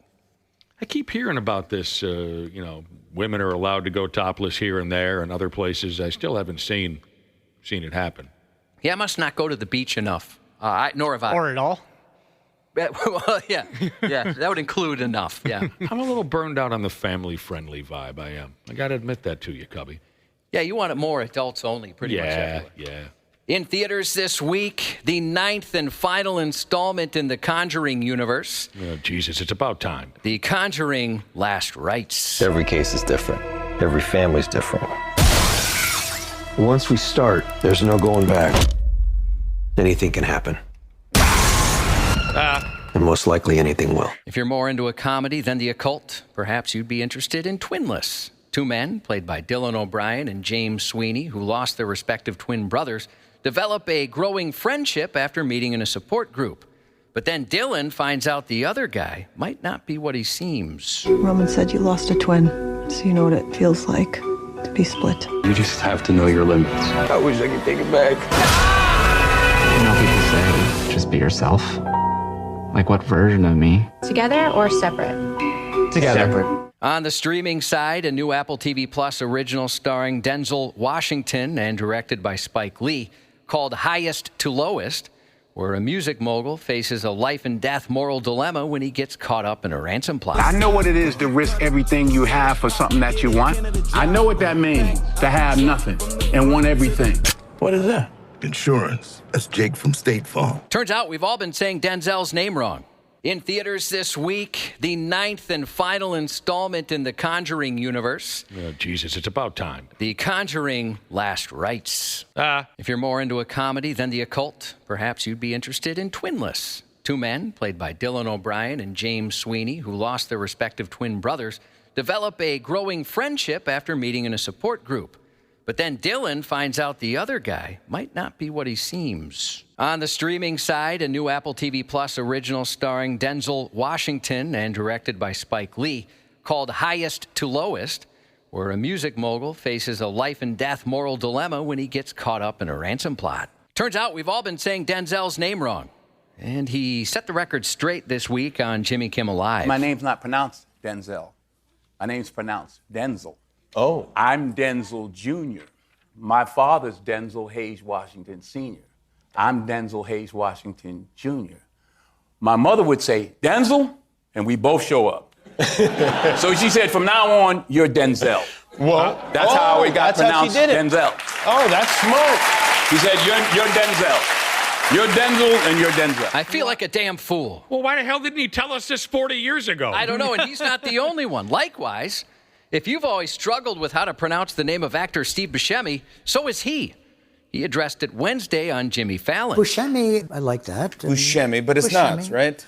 But, well, that is the Italian way to say it, but, but I just didn't grow up that way. How'd you grow up? Growing up, we said Buscemi, which is, like, I can't even do that anymore. So now I say Buscemi. You said Buscemi. I sort of take a little bit from each pronunciation. I don't know how to say my own name. Sunday on AMC, the third season debut of The Walking Dead, Daryl Dixon. And on HBO, Task. An FBI agent leads a task force in a Philadelphia suburb to put an end to a string of drug house robberies led by an unsuspecting family man. The 7-episode miniseries stars Mark Ruffalo. Mark Ruffalo? Minnesota Crave restaurants are tackling cancer with Randy Shaver this month. Now through the 30th, at all Minnesota Crave locations, enjoy the Shaver Special Burger, topped with tender short rib, mushrooms, caramelized onions, garlic aioli, crispy onions, American cheese, lettuce, and tomato. It's a burger worth cheering for. Crave is the perfect spot to catch a game or take a date. And the best part, $5 from every Shaver Special Burger benefits Tackle Cancer and the Randy Shaver Cancer Research and Community Fund. And when you wear your favorite team or Vikings jersey, you get a free scoop of ice cream. A free scoop of ice cream? One free scoop of ice cream. That sounds wonderful. It's a good finisher right there. We also wanted to make you aware of the Jordan Clark Memorial 5K and 1 mile run or walk. It's back again this year. It takes place at Central Park Pavilion by the Eagan Community Center next Saturday, the 13th, starting about 8 a.m. September is National Suicide Prevention Month, a time to raise awareness about suicide, the second leading cause of death for the ages of 15 to 24, affecting countless individuals and communities. In addition to the run, there's going to be family-friendly activities, including a bounce house for the kids, Vicks kettle corn, a wine wall cork pull, and live music. The event benefits the Jordan Clark Foundation, a nonprofit dedicated to ending suicide by removing the stigmas surrounding mental health and well-being. The gathering is an opportunity not only to honor Jordan's memory, but also stand alongside all families and individuals impacted by suicide. Again, that's next Saturday, the 13th, the Jordan Clark Memorial 5K and 1 mile run or walk. I'll choose the walk in Eagan. Don't have a name for this, but this wonderful person texted a shout out earlier this morning for their beautiful fiance, Hannah. They're getting married tomorrow. Congratulations. Taking care of business, Jesus text a what up to his coworker, Glitter Cheeks Jesus. Happy birthday to Batman Jesus' beautiful wife, who's got a birthday tomorrow. And happy 39th today to Zombie Jesus. And that's 93X News. The Minnesota Vikings interview. Personal foul, 69, offense. He was giving them the business. Touchdown! Vikings win it! On the Half-Assed Morning Show. Sportsmanlike conduct. Defense number 98 has disqualified him from the game. Whoa. 15-yard penalty. Whoa. Automatic. First down. So Jalen Carter, the focus and the star for the Eagles on the front line, out for the game before snap. Here he goes. He walks there in front of Dak Prescott. Did he spit? Did he spit on him? There you go. Jalen Carter out of this game before a snap. Well, that is absolutely shocking. We'll get to that nonsense here in a minute, but first we got to get the old man into the mix. Randy Shaver, hello. Old man? How about Andrew DePaola? Well, you're the older one. Yeah, we're getting there, for Christ's sake. Yeah, best for last, Randy. the Come young on, man. We're getting there. Keep it in your pants. He's the headliner. Randy Shaver is here. The professor of loneliness, Brad Ryder. Good morning. And today is the first of many busy Friday shows from here until, the new year. With the Vikings back in the mix, business picks up around here. If it sounds like I'm complaining, it's because I am. But at the same time, I'm excited because part of what makes our Friday special this time of year is we get to shoot the breeze with a favorite of ours, a favorite of our listening audience. He's agreed again to visit with us all football season. And, of course, I'm talking about Randy Shaver. Here we go, Vikings long snapper Andrew DePaola. He's brought to us every week by the wonderful folks at Luther Kia of Bloomington. Welcome back to the Half-Assed Morning Show, Andrew. Guys, good morning. It's great to be back. Nice to have you back. We've really been looking forward to it. Dana wasn't kidding. We're very excited to have you. Hey, I'm excited to be here. It's awesome. Feels good. Feels good. You ever been spat upon during a ball game? Not that I know of, no. That was a big story from last night's, whoever played last night. So they were spitting on each other like it was an adult feature or something. Made it on TV. You can see it. No one ever... That's so bad. That's not good. There's no place for that in our game. That's bad. That'd be gross if it happened in Pop Warner, but in the NFL? Come on, guys. Did anybody watch the video? I watched the video, yeah. I mean, it was very clear. It's a kickoff game. It's the first game of the year. Like, how many cameras are on you at that moment? Right. Do that? Like, come on now. Well, he could have reached out and held hands with the ref. He was standing right there. The ref's right there. Oh, man. They're calling it Spitgate because some people are saying, well, Dak, he spit first. Right. And they're showing alternate videos. I heard this story. There was a second spitter. You can even hear it in the game audio from last night. It's a little subtle. You son of a... Can't believe it. I've been waiting all morning to play that. Can't friggin' believe. What it do, Jesus has just texted the program, and he says, is this the Andrew who owns all them bagel shops? Yeah, that's the guy. Yeah. Just one. Just one. How's the bagel business, Andrew DePaola? People like their bagels, so I can't complain. And you have the one. Okay, is there any... We talked before about maybe you open one here. Is that a possibility? Why don't you open one here? I know that us and the brother and sisterhood would certainly support that. Dude, I would love to. I would love to. I get all the publicity up here. I barely get any in Maryland. But well, there's a lot. I would love to. Talk to the Wilfs. The whole Viking compound over there. There's some open space. You could throw a bagel shop. There's got to be like a free little, couple hundred square feet over here somewhere. There definitely is. Yeah. So your folks are still running a shop out there in Maryland, if my memory serves me correct. What's new? What's new and different about the 2025 Andrew DePaola? Since we haven't talked to you since whatever it was, January, February last year. Tell us what's new. What's going on. What's new? You don't have another kid on the way, do you? Are you having another baby? No more kids. No more babies. Kids. My wife decided we were done. Okay. So kudos to her. She's done an amazing job. But you know what? She's like, I did my part. That's 4, and we're good. What, did you get the snip or something? I did. Well, yeah. How was that? We've heard mixed reviews. Terrible. Oh, it was terrible? Oh, no. No, wait a minute. Did we know this already, or is this something you did since we last talked? I think this is something I did since we last talked. Cool. So this is, okay, brand new with Andrew DePaola. He's neutered. Yep, there you go. You sound the same. Yeah, you sound like the same guy. I like how you said your wife determined that you were done. but yet you were the one who had to get snipped. Yeah, well, she plays a pretty big part in having the kids, too, so. Yeah, I guess. And it was an awful process. This is very interesting to us, Andrew, because, of course, we get, Josh said it, we get mixed reviews anytime we talked about the old, the brosectomy. We get mixed reviews. It was easy. It was painless. I was in and out in 30 minutes, probably 15 minutes was the entire process. Yeah. I just didn't like the whole being awake and conversing with the doctor while everything was going on. Sure. Just be gentle down there, and you can feel some stuff, and it's like, hey, now. So that was a little is that how it went for you, Randy Shaver? Were you jaw-jacking with the doctors while they were... I don't remember all the details. I just know that it was over pretty quick. Do they load you up with dope, Andrew and Randy? No, I don't think so. Just Novocaine? What do they do? I think just a local anesthetic. Yeah, they do a local anesthetic, but then you can take like a chill pill, like a Valium or something if you want. Did you do that? But I drove myself, so I couldn't take it. Yeah. Where do they put the needle? Right into your friggin'? Is it the Frank or the beans? Where they put the needle? The beans. So is that where they go in? Yep. Oh, okay. I was wondering because I had to have some intimate surgery to repair what's called a varicocele, and it's testicle related. And they went like up in my crotch area, like above, which I was surprised. I was worried. I thought they'd have to go for the beans as well.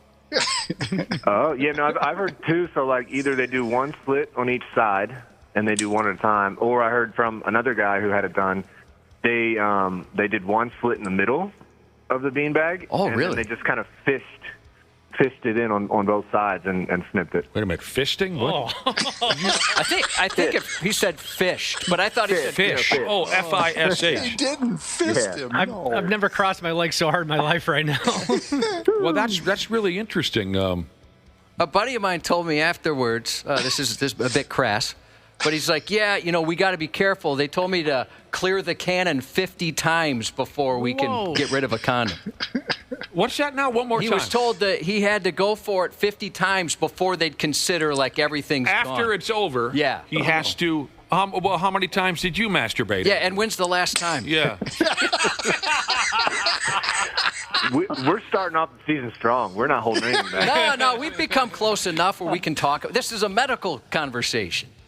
So when you got to submit a sample like after, I don't know, 90 days or 3 months, and they do encourage your own. Yeah, your own. Yeah, they do encourage you to get everything out of the way. Yeah. How do they phrase it? Because I'd imagine my friend said clear the cannon. The doctor probably doesn't say that. No, there was like a funny little phrase that they give you a card so you can keep track, Huh. And punch card. Hey, you know what? Would you autograph it for us and maybe Subway when you punch your ticket? I think after 20, the next one's free or something like that. Well, here's a texter that said his doc told him to clear the cannon 50 times, and he also said, hey, just so you know, it's not a race. Set the record. Don't hurt yourself. Oh, I'd want to win. Doctor was having some fun with them. 50 times is a lot. I mean, that's a lot. 50 times is. That's like 3 years. They should hang them. I mean, with people, without people, that's 3 years. They should hang a medal around your neck if you do it 50 times. So, yeah, we've heard so many differing stories on the after effects. And Josh had a great idea. You said they gave you some kind of punch card to keep track of your post-vasectomy orgasms. Yeah. Would you autograph that and allow us to give it away for charity on our radio show? Kind of like the Big Depot. Oh, man. If I still had it, I would, but I got rid of all that. Well, check your wallet. Just recreate it for us. Oh, my God. You sure it's not in your wallet somewhere? Are you reconsidering this commitment this season, Andrew, at this point, or are you good yet? Shut up, Brad. You know what? The adults are talking, Brad. Maybe you can even include what they want. Yeah, exactly. You just got to give the people what they want. Maybe you can include an audio portion, too, where you reminisce. Yes. I'll never forget number 23. And I tell you what, I mean, there's probably women that have given birth listening to the show that are like, these guys don't know what pain is. Yeah, I've heard that right. story before. They put that spin on it quite often. Yeah, they do. Well, how about that? Have you noticed you've got a little less anger out on the ball field or anything? Yeah, you're more empathetic. Yeah. I was actually worried about that kind of stuff. Like, am I going to change in different ways? And like, believe it or not, I'm the same guy. You can still dial it up. So, like, the new Rambo comes out, and you'd rather watch fried green tomatoes, or, like that. Nothing's changed at all. I don't think so. All right. Maybe my wife will have more insight into that, but no. Good. No. Reefer Van Jesus said after his vasectomy, he was told he needed to ejaculate about 30 times within the next 90 days. He told him, I can get that done in 7. 90 days, hell, I'll call you next Wednesday. Who's got 90 days? Oh, my God. Challenge accepted. Oh, God. How life can change in a year. Brand new Depot calling us here. Brad is jacking No, off. Brad is not. No. Well, you got that out of the way. What else? Well, while we were talking about your vasectomy, Andrew DePaola, someone texted in, a listener texted in and say, I hope he didn't correct the gap in his teeth because they love the gap in your teeth. You didn't do anything with your chiclets, did you? No, okay. I did. What? You did? Yeah, I think you told us about this last year. You started that was it Invisalign or something? Yeah, it's same thing. It's called angel aligners, but yeah, I've had those for over a year now. Oh, I guess, so you no longer have a gap in your 2 front teeth? Nope. Wow. The gap is gone, and that was a point of contention, like going back and forth with the orthodontist, and like even talked to my wife. I was like, kind of feel like the gap is me. Like I want to leave it, and the orthodontist was like, yeah, you can. He's like, yeah, sure, if you want. And then I was just like, it came down to it. Like it would be easier to close it, so I was just like, just close it. Huh? Maybe. I'm sorry if I'm forgetting this from past conversations, but that's really interesting too. Well, I can still drive the bus for the gap tooth community. Yeah, you and someone needs to hold it down. Yeah. Like a listener told me many years ago, I have a gap in my 2 front teeth that Evel Knievel wouldn't even mess with. So I can still. I'll tell you what, it was discomfort for like the past year on trying to get that thing closed. Really? Oh, yeah, I've heard that. I've heard that it hurts. Yeah, I mean, because they move so slow. They do little micro adjustments. So like every week, I'm changing out the trays, and it's just a new little fitting, just a little bit tighter, and then yeah, it hurts. But you've got. Was yours super high tech? So my son has Invisalign now, and like he's got a whole app-based scanning system where he has to scan it, I think, every week, and then the orthodontist looks at it. It was the same type of thing for you, or did you have to go in? Oh, I just go in and they scan me. I'm not scanning anything. Oh, okay, weird. Yeah, it kind of looks like a device you might use in a Marilyn Manson video. He's putting that in there. It takes some sort of picture or something. It's kind of cool, actually. Like all metallic looking. Yeah. Wow. Huh. Well, that's a hell of a deal, Andrew DePaola. A hell of a deal. Yeah. What we could have had a zero count party. We missed out like your buddy had all those years ago. Many years ago, a friend of mine got a vasectomy and did not tell his girlfriend. Oh, boy. And he hosted a zero count party with a keg of beer. Mm-hmm. And it was quite a moment. We were all gathered around a fire pit kind of a thing. It was kind of a bonfire type beer party. And we're all busting his balls, forgive the pun, about this zero count party, how original and unique we thought the idea was.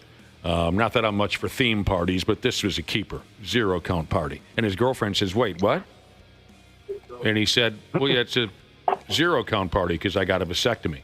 And she said, why didn't you should have talked to me about, and she ran into the house crying, and we laughed our asses off. Oh, no. Yeah, dude had to go inside and explain, like, look, sorry, I didn't know I had to clear it with you. At any rate, what season are you entering here, Andrew DePaola, as you start up Monday night in Chicago? That's a good question. So where are you? It's 16 overall. It was my 14th training camp, and I think this is my 12th season active, like if on the active roster. So where are we counting college football here? No. How did we go from 16 to 14 to 12? I'm confused by that arithmetic. So like my technically my rookie year would have been 2010, but I didn't make an active roster until 2014. 16. Are you over training camp, or do you enjoy it a little bit? I actually enjoy it now. KO does such a great job with training camp here, and like making sure not only do we get great work in, but like we're rested and like refreshed, and we're not just killing ourselves day after day. So I enjoy training camp, getting together with the guys, and KO's great with some of us older vets where he's like, hey, if you want to go home, see your family, go ahead, get out of here, stuff like that. So It's great. It's not like it used to be back in the day, the horror stories of training camp where they lock you down for 45 days and can't go anywhere, and you're hitting full pads every day. Those days aren't around anymore. Living in a little dorm room with another player, right? Isn't that how you guys used to do it? Little box fan. Yeah. Yep. This is an terrible interesting mattress. And here's a texter who says, a few months go by, dude gets neutered and fixes his tooth gap. He says, fame changes a person. Yeah. Yeah. Fame. Did you get hair plugs? No, I'm still shaving. You look good like that. You do. All right. For Pete's sake, Monday night you start the season in Chicago. For Pete's sake, you guys gotta beat Chicago, right? I mean, start off the season with a division rival. You got to beat the Bears. Division rival Monday night, hell of a way to start the season. Yeah, I mean, coming out of there with a win is a must just to set the tone for the season. And I think Chicago's going to be good. I really do. I mean, they were good last year. Got a new coaching staff. Obviously, that they got Ben Johnson coming from Detroit, so they're going to be. I think they're going to be good, and I think it's going to be a really good test for both teams. And first game is always a little different because you don't really know what to expect. So it should be good.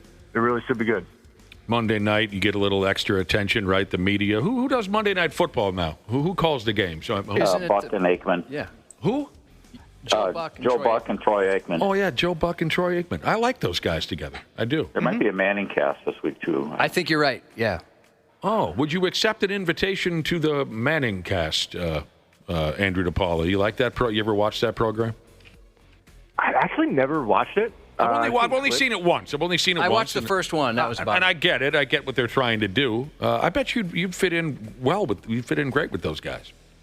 Yeah, they're cool guys. I've gotten to know both of them from the Pro Bowl. Oh, yeah?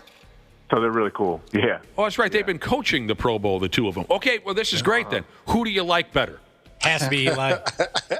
I've spent more time with Eli because he's the NFC coach. But, I mean, Peyton has been approachable and personable, too, and he's usually kind of the guy, keeping the party going.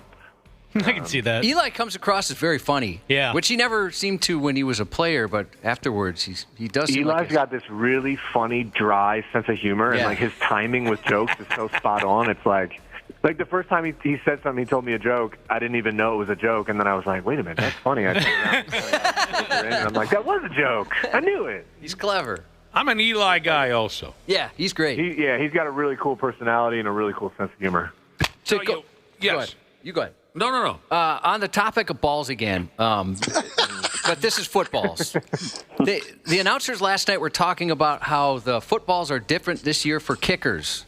So can you explain that situation? It was kind of interesting, and how much difference does it make? This sounds shady. Yeah, so for the past number of years, the K-balls that we kick in the games, that we punt and kick, 6 of those get delivered to the stadium the morning of the game. 6 brand new K-balls still in the bag, and each team gets 3. So the away team gets 3, the home team gets 3, and you get to work on them for 1 hour. Now that's 1 hour for 3 footballs, and that's scrubbing, grinding, scraping, getting them wet to help break down the wax that's on them, inflate them, all that stuff. And you want to try and beat the hell out of them so that they're worn in, that they're not brand new. But normally what happens is your first ball that you're going to use, they spend about 45 minutes on that ball breaking it down. The second ball, they spend about, maybe 15 minutes on it just to try and get it somewhat decent, and then they don't even touch the third ball because they're like, we don't anticipate ever using it. So the third ball is brand new, not even touched. It's just inflated. So that's how it used to be. So if you lost ball 1 or ball 2, you were kind of screwed because you had to use ball 3. Now you get all your K-balls for the season, and you're allowed to work on them during the year as much as you'd like. There's still a referee's going to check them before the game and be like, hey, this one's no good. You got to get rid of it, or these balls are okay to use. So you can't just go wild and make them like they've been worn in for 3 years. But it will be nice to get our hands on them a little bit earlier and kind of work them in a little bit better, soften up the leather, make them a little bit more round, all that kind of stuff. So, the announcers last night were talking about how they anticipate maybe field goal kickers will kick longer field goals this year because of all the work that you're able to do. Jesus, at this point, the kickers are hitting 60-yarders pretty regularly. What are we going to do this year? 70? I mean, yeah, the kid from Jacksonville already hit a 70-yarder. So good Lord. I mean, I don't know how much of a difference it'll make because they still are going to have some regulations on them. They're look at the ball and be like, hey, this is too broken in, like you can't use it. So I think some teams aren't going to want to go overboard just because they don't want to be the ones to ruin it for everybody else.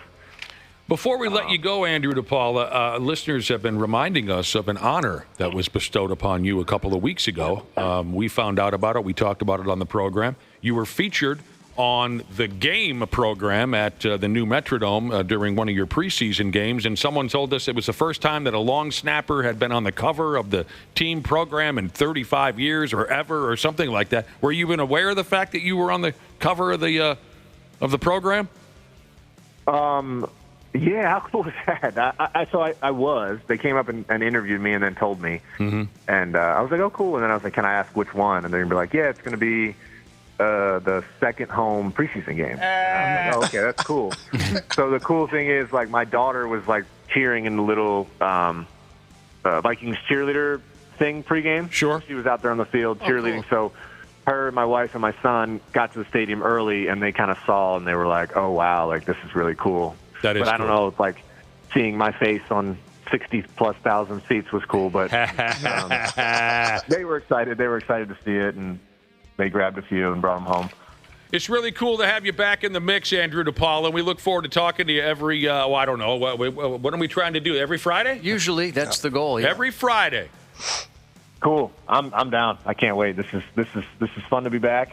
You mentioned setting the tone for the season on the field. I think we set the tone here on the radio for the season. Yeah. I don't know how we're going to top that. You pick the next body part. Sorry about your balls. Yeah. Thank you for your condolence. Good luck Monday against the Chicago Bears, Andrew. Thanks, guys. Appreciate it. We'll talk to you next week. And again, thanks to the folks from Luther Kia of Bloomington for sponsoring our chit-chats with Andrew DePaola. Our broskies. They are your broskies over there. Dan Dingman, I've mentioned it before, general manager there, best buns in the car business. Check them out if you don't believe me. All right, part 2 of our regular Friday F shows around here is the process of trying to hook up one of our terrific listeners with the kind of prize that would completely change their miserable lives for the better. This is our first crack at the Purple Pickum gimmick for this football season. It's all brought to you by Xfinity and Dickey's Barbecue Pit in Eagan. Let me give you a quick setup here. We've been doing it for years, but in case you're not familiar, you got to listen to 93X every week this football season. You got a chance at winning $100,000 plus a trip to the big stinking game in February. We call it the Purple Pickum Challenge. Listen weekdays for the contest keyword during the 9 a.m. and 3 p.m. hours. When you hear it, you text it in to 651-989-9393 for your chance to win a $25 gift card from Dickey's Barbecue Pit in Eagan, and you'll automatically be qualified for that week's Purple Pickum drawing. Each week, we'll draw one qualifying listener to predict the halftime score and final score of this week's Minnesota game. If the contestant correctly predicts either halftime or the final score, they'll win $1,000. If they correctly is how I should say it. If they correctly predict both the halftime score and the final, they'll win $100,000 plus a trip to this season's Pro Football Championship game, is how we have to put it, in Santa Clara, California. So that's how the deal will go down every week. Now let's pull our first qualifier into the mix and give them some time live on the air with us. This here is Preston from godforsaken Burnsville. Hello? Hello. Preston, which is it? Preston. What's going on, man? Not too much. What the hell are you doing in Burnsville? Just moved out here about 5 years ago from Minneapolis, South Minneapolis. So. We guessed. We thought, no, there's not a Preston in Burnsville. No way. That makes more sense. That name's way too cool for Burnsville. Too fancy. Preston. You moved from South Minneapolis to Burnsville. Yep, got out of the jungle. What happened? How do you make a living? Do injection molding, make stuff out of plastic and rubber and medical mannequins. Oh, cool. It kind of fits you. You sound kind of creepy. Thanks. That job kind of fits how you come off on the radio. You sound kind of creepy, kind of evil, and you sit around making rubber mannequins all day long. Yep. I hope you win, because I don't want to ever come off as, you know what I mean? I want to be your bro. I'm a little afraid. Yeah. So if you lose, you're not going to be mad at me, are you? No. Okay. Why don't you go ahead and dump your predictions on us?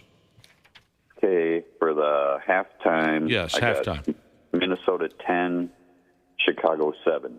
Okay. And the final? Minnesota 24, Chicago 21. He's predicting a close victory. Yep. Like Josh says, we'd like a winner on this every week so we can watch our bosses wet their little miniature pants. Because a lot of the bosses are small people. They have very tiny little pairs of pants. This time of year, they're like, hey, close the fridge a little faster. Don't turn on all the lights. They're trying to save as much money as possible. Preston, we're friends, right?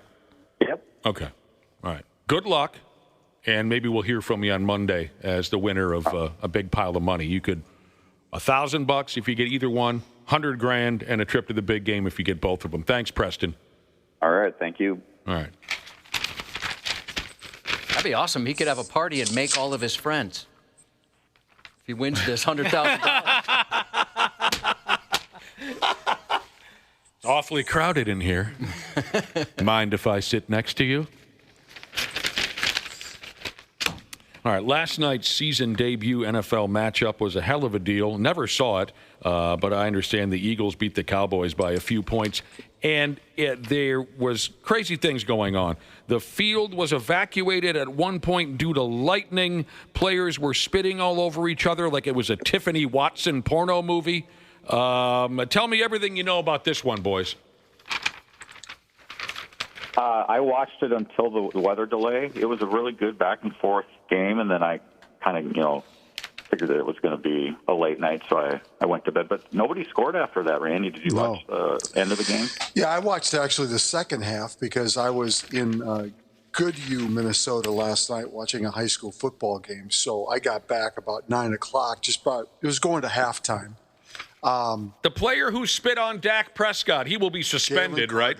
Well, probably. Not a very smart move in game one.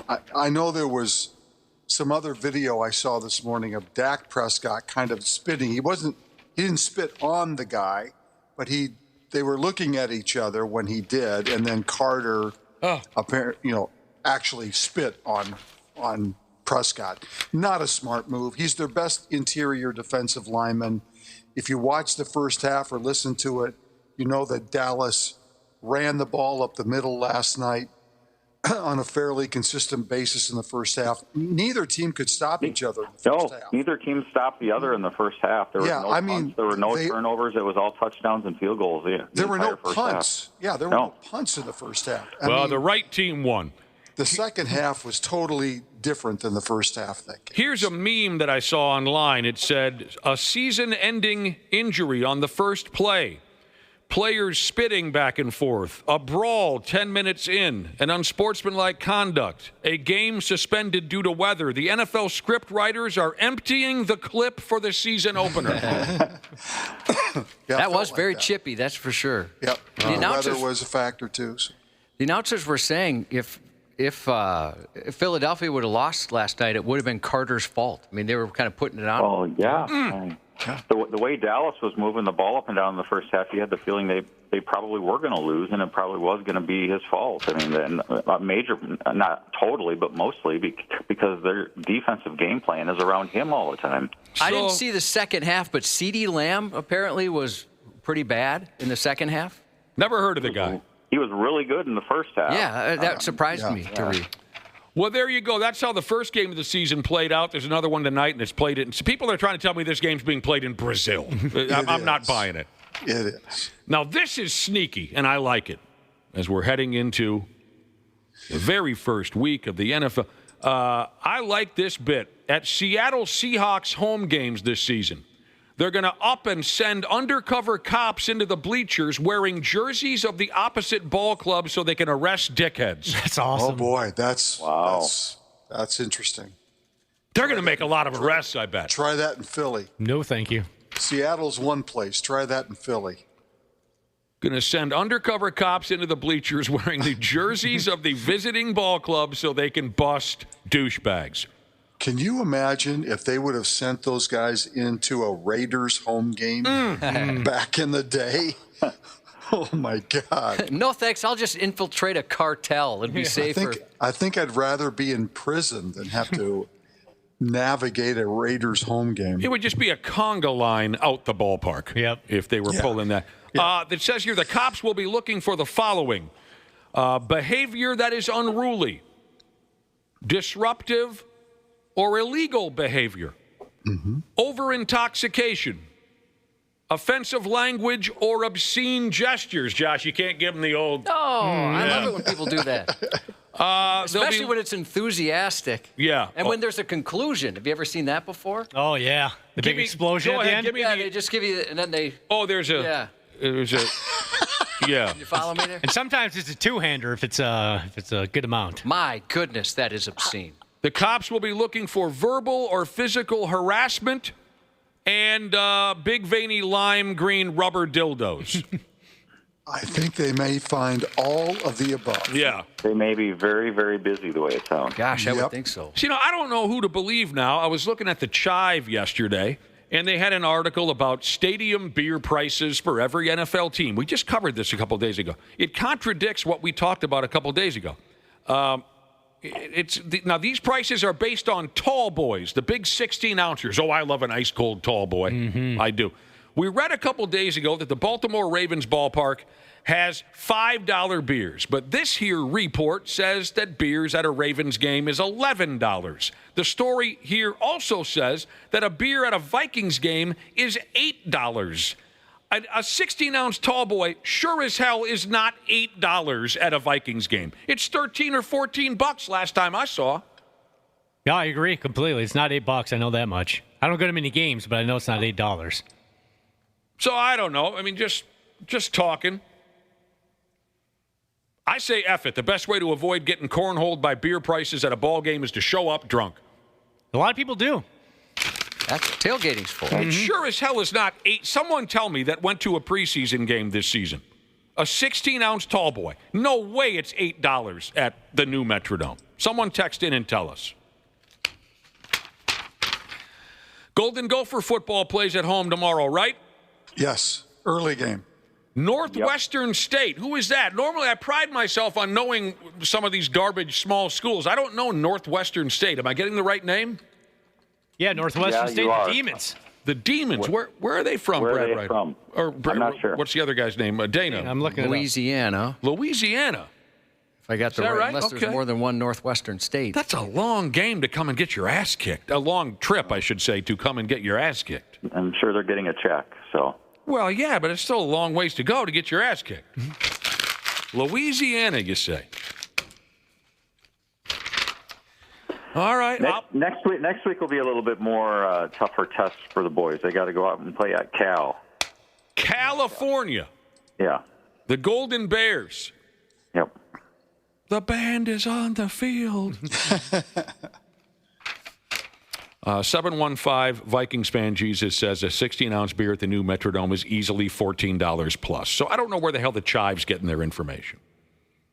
I don't know. It was from like a blog. They pulled it from somebody's beer blog. So a beer blog. Now, if this doesn't tell you all you need to know about Bill Belichick, then I can't help you. Belichick has banned New England Patriot scouts from North Carolina football practices. All that does is hurt his players. Yeah, why would you do that? Because he's a petty little child. That's why. NBC Sports wrote about this. It says here that Chapel Bill, they call him, God, would rather stick it to the Patriots than help his players get an opportunity with at least one NFL ball club. That is friggin'. Yeah, that's just. But other NFL scouts see that and they're probably, screw this guy and his players.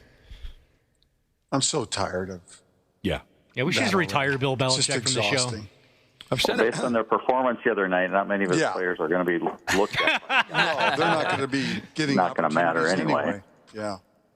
I bet that transfer portal after the season is going to be a mass exodus. Didn't they bring in like 70 people out of the transfer portal this year? I think it was It's something going to be like a revolving door. Yeah. Oh, what is this? Northwestern State did upset the Iowegians a few years ago. Oh, well, okay, that was in 2006. That was quite a few years ago. Which Iowegians? The regular Iowegians. Oh, University of Iowa? Yeah. If it was Iowegian State, I'd say Iowegian State. Okay. The other Iowa school, Randy. Yeah, that's right. They play this weekend, and some of my friends whose kids go to school there are acting like they care. It's kind of annoying. But back to Bill, what's his last name again? Belichick. I've said it before, I'll say it again. Pro athletes and those involved in high-profile professional sports are some of the most thin-skinned people on planet Earth. The slightest negative vibe sends them into a tailspin. So whatever conflict Bill Belichick had on his way out with the New England Patriots, despite how many years of success and happy times, everyone's jagging each other up and down over Tom Brady, we won 11 Super Bowl, whatever it is, all those great times, it's outweighed in his mind by whatever, kind of shady exit he made. He's a cupcake. That's what these guys are. A lot of them are cupcakes. If they're not treated like the most important person in the room at all times, they hold it against you forever. The Twins were swept by the Chicago White Sox in that 4-game series. So have they hit rock bottom? Is this rock bottom? I think so. How below can you rock bottom? Say that it is. Yeah. Okay. I mean, not only getting swept by the White Sox, but at home in 4 games. Yeah. Yeah. In front of 8 people? Yeah. Next up, they go to Kansas City. Cubby says something about Pablo Lopez coming back. Yeah, I think he's scheduled to come back. But they've why I don't know. That would be what I would ask. Why? But so this is what rock bottom feels like, huh?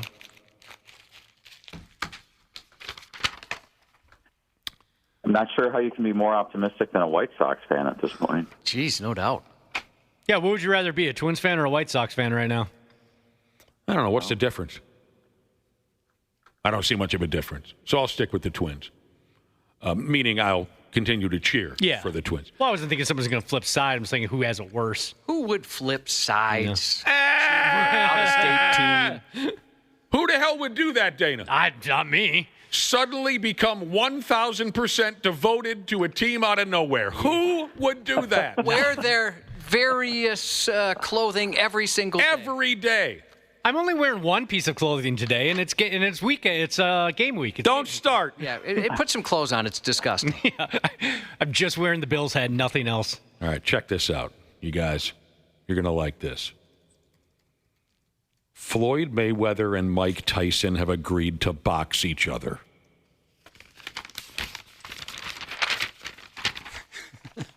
Yeah, I don't blame you.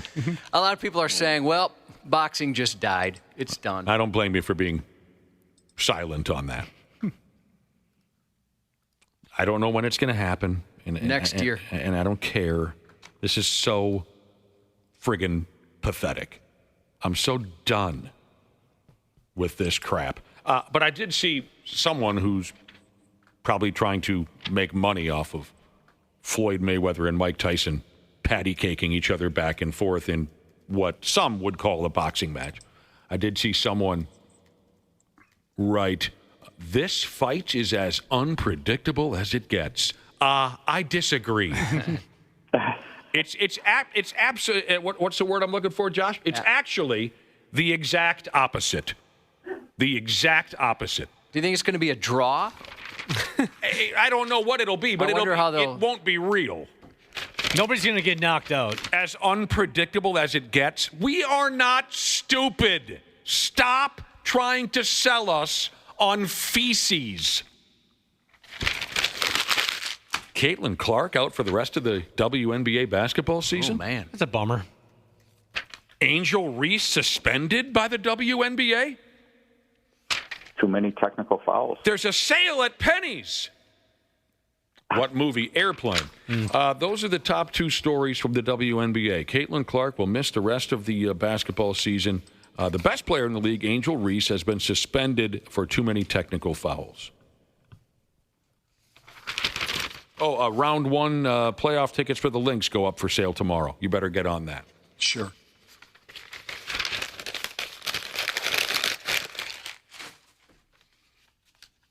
You guys run out of steam or something? What's happening? I mentioned Caitlin Clark out for the rest of the season, Angel Reese, and then the league. Waiting to see what you got next. You want us to go after Dana a little bit more? Bring it. It says here now that contrary to something we heard a week or so ago, the Timberwolves are not interested in signing Malik Beasley. I think that's the right thing. The dude is just too iffy. Right. Let's move on. Too iffy. And finally, friggin' baby nuts. Luka Doncic. He and the other fellers on the Slovenian national basketball team are currently involved in some kind of silly tournament. I don't know what it is, and it doesn't matter.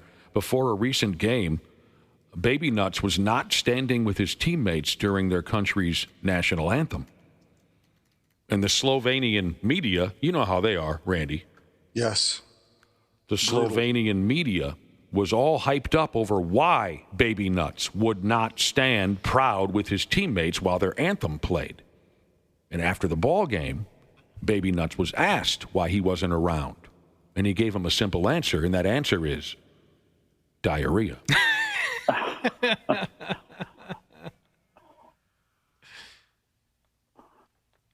I respect the honesty.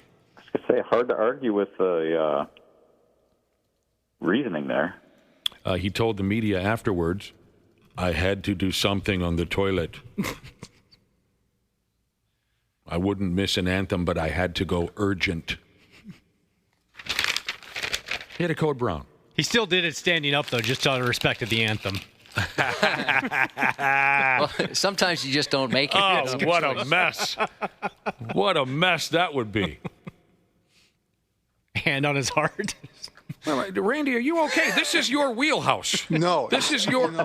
Are you setting your fantasy football roster? No, I'm thoroughly disgusted by this conversation. Oh, of course you are. Of course you are. You're the poop humor guy on this program. I think we've said diarrhea 2 or 3 times in the last 30 seconds. I have laughed myself to silence after Andrew DePaola. Yeah, that's a good point.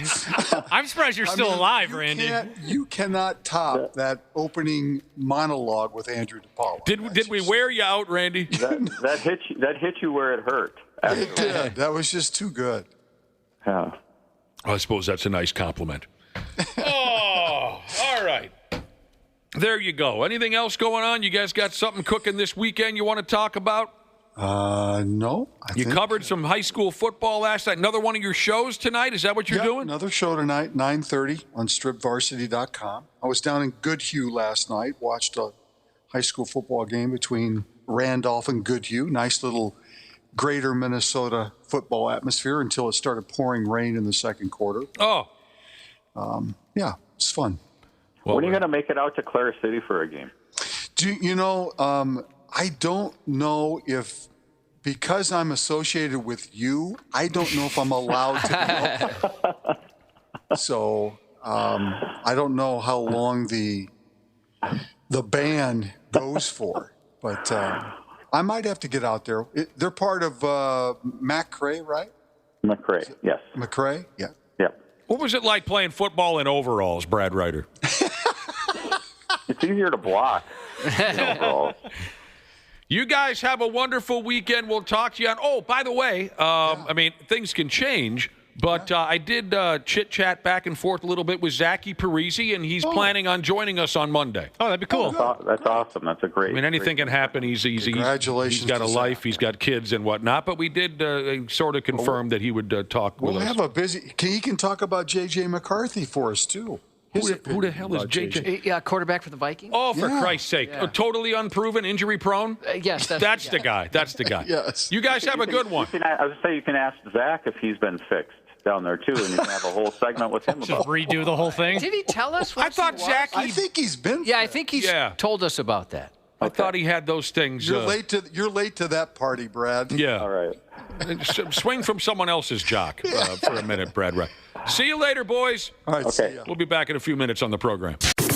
The 93X Half-Assed Morning Show. Hey, podcast pals. Dana here to give you a friendly reminder that now is the best time to get your furnace tuned up before we take a shot to the face with cold Minnesota weather. My pals at Standard Heating and Air Conditioning currently have same-day and next-day openings, but they won't last long. By the time October rolls around, if your furnace craps out, you'll be freezing your private parts off while dealing with side-eye from your significant other and pets for not calling sooner. So give Standard Heating and Air Conditioning a call today. Check this out. You can save up to $70 on your tune-up with Standard Heating. Visit StandardHeating.com. That's StandardHeating.com to book today.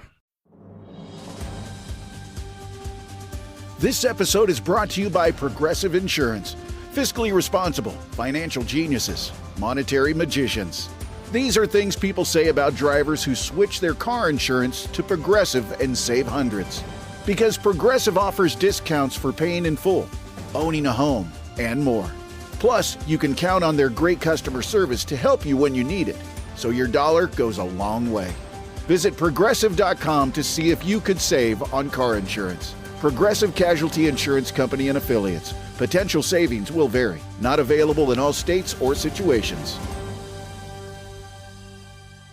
Hi, I'm Joe Saul-Sehy, host of the Stacking Benjamins podcast. Today, we're going to talk about what if you came across $50,000? What would you do? Put it into a tax-advantaged retirement account. The mortgage, that's what we do. Make a down payment on a home. Something nice. Buying a vehicle. A separate bucket for this addition that we're adding. $50,000, I'll buy a new podcast. You'll buy new friends.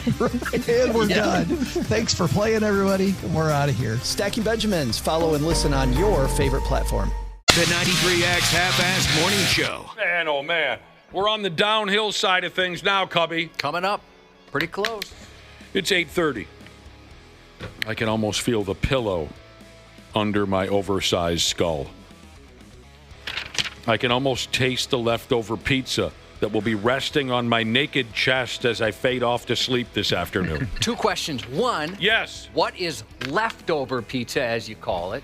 It's pizza that you didn't eat the night before. I've never experienced that myself. Usually I'll go through the full thing. What are we looking at here? What kind of pizza? Pizza, the kind that shows up in a box. Like a person brings it to you? A driver, yeah, and that you're kind. like, here's some money, thanks for that? Yes. That's pretty cool. What do you put on that thing? Like a lot of veggies? Toppings. Toppings? Yes. Okay.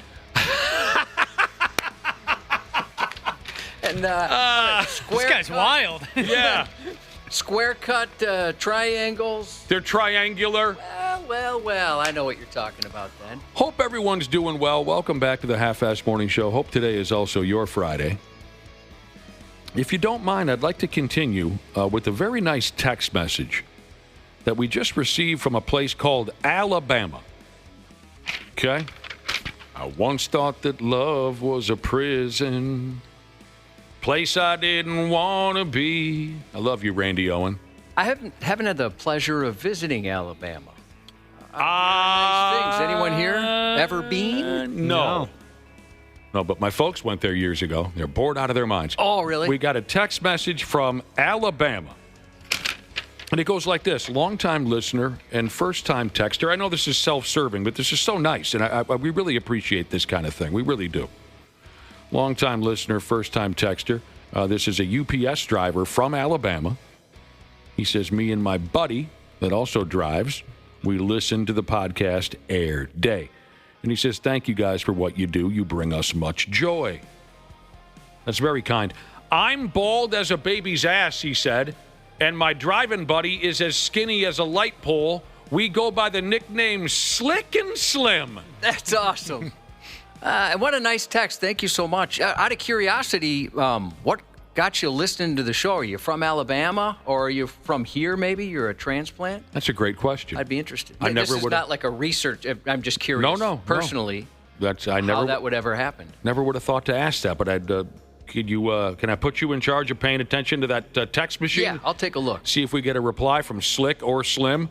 So they want to make Slick and Slim their official Jesus names, and there you go. It's done. Well, very nice. Thank you. Thanks again, guys. They say we've been listening to the podcast. They say they've listened to every one of our podcast episodes. We have a lot of free time, they say, driving around rural Alabama.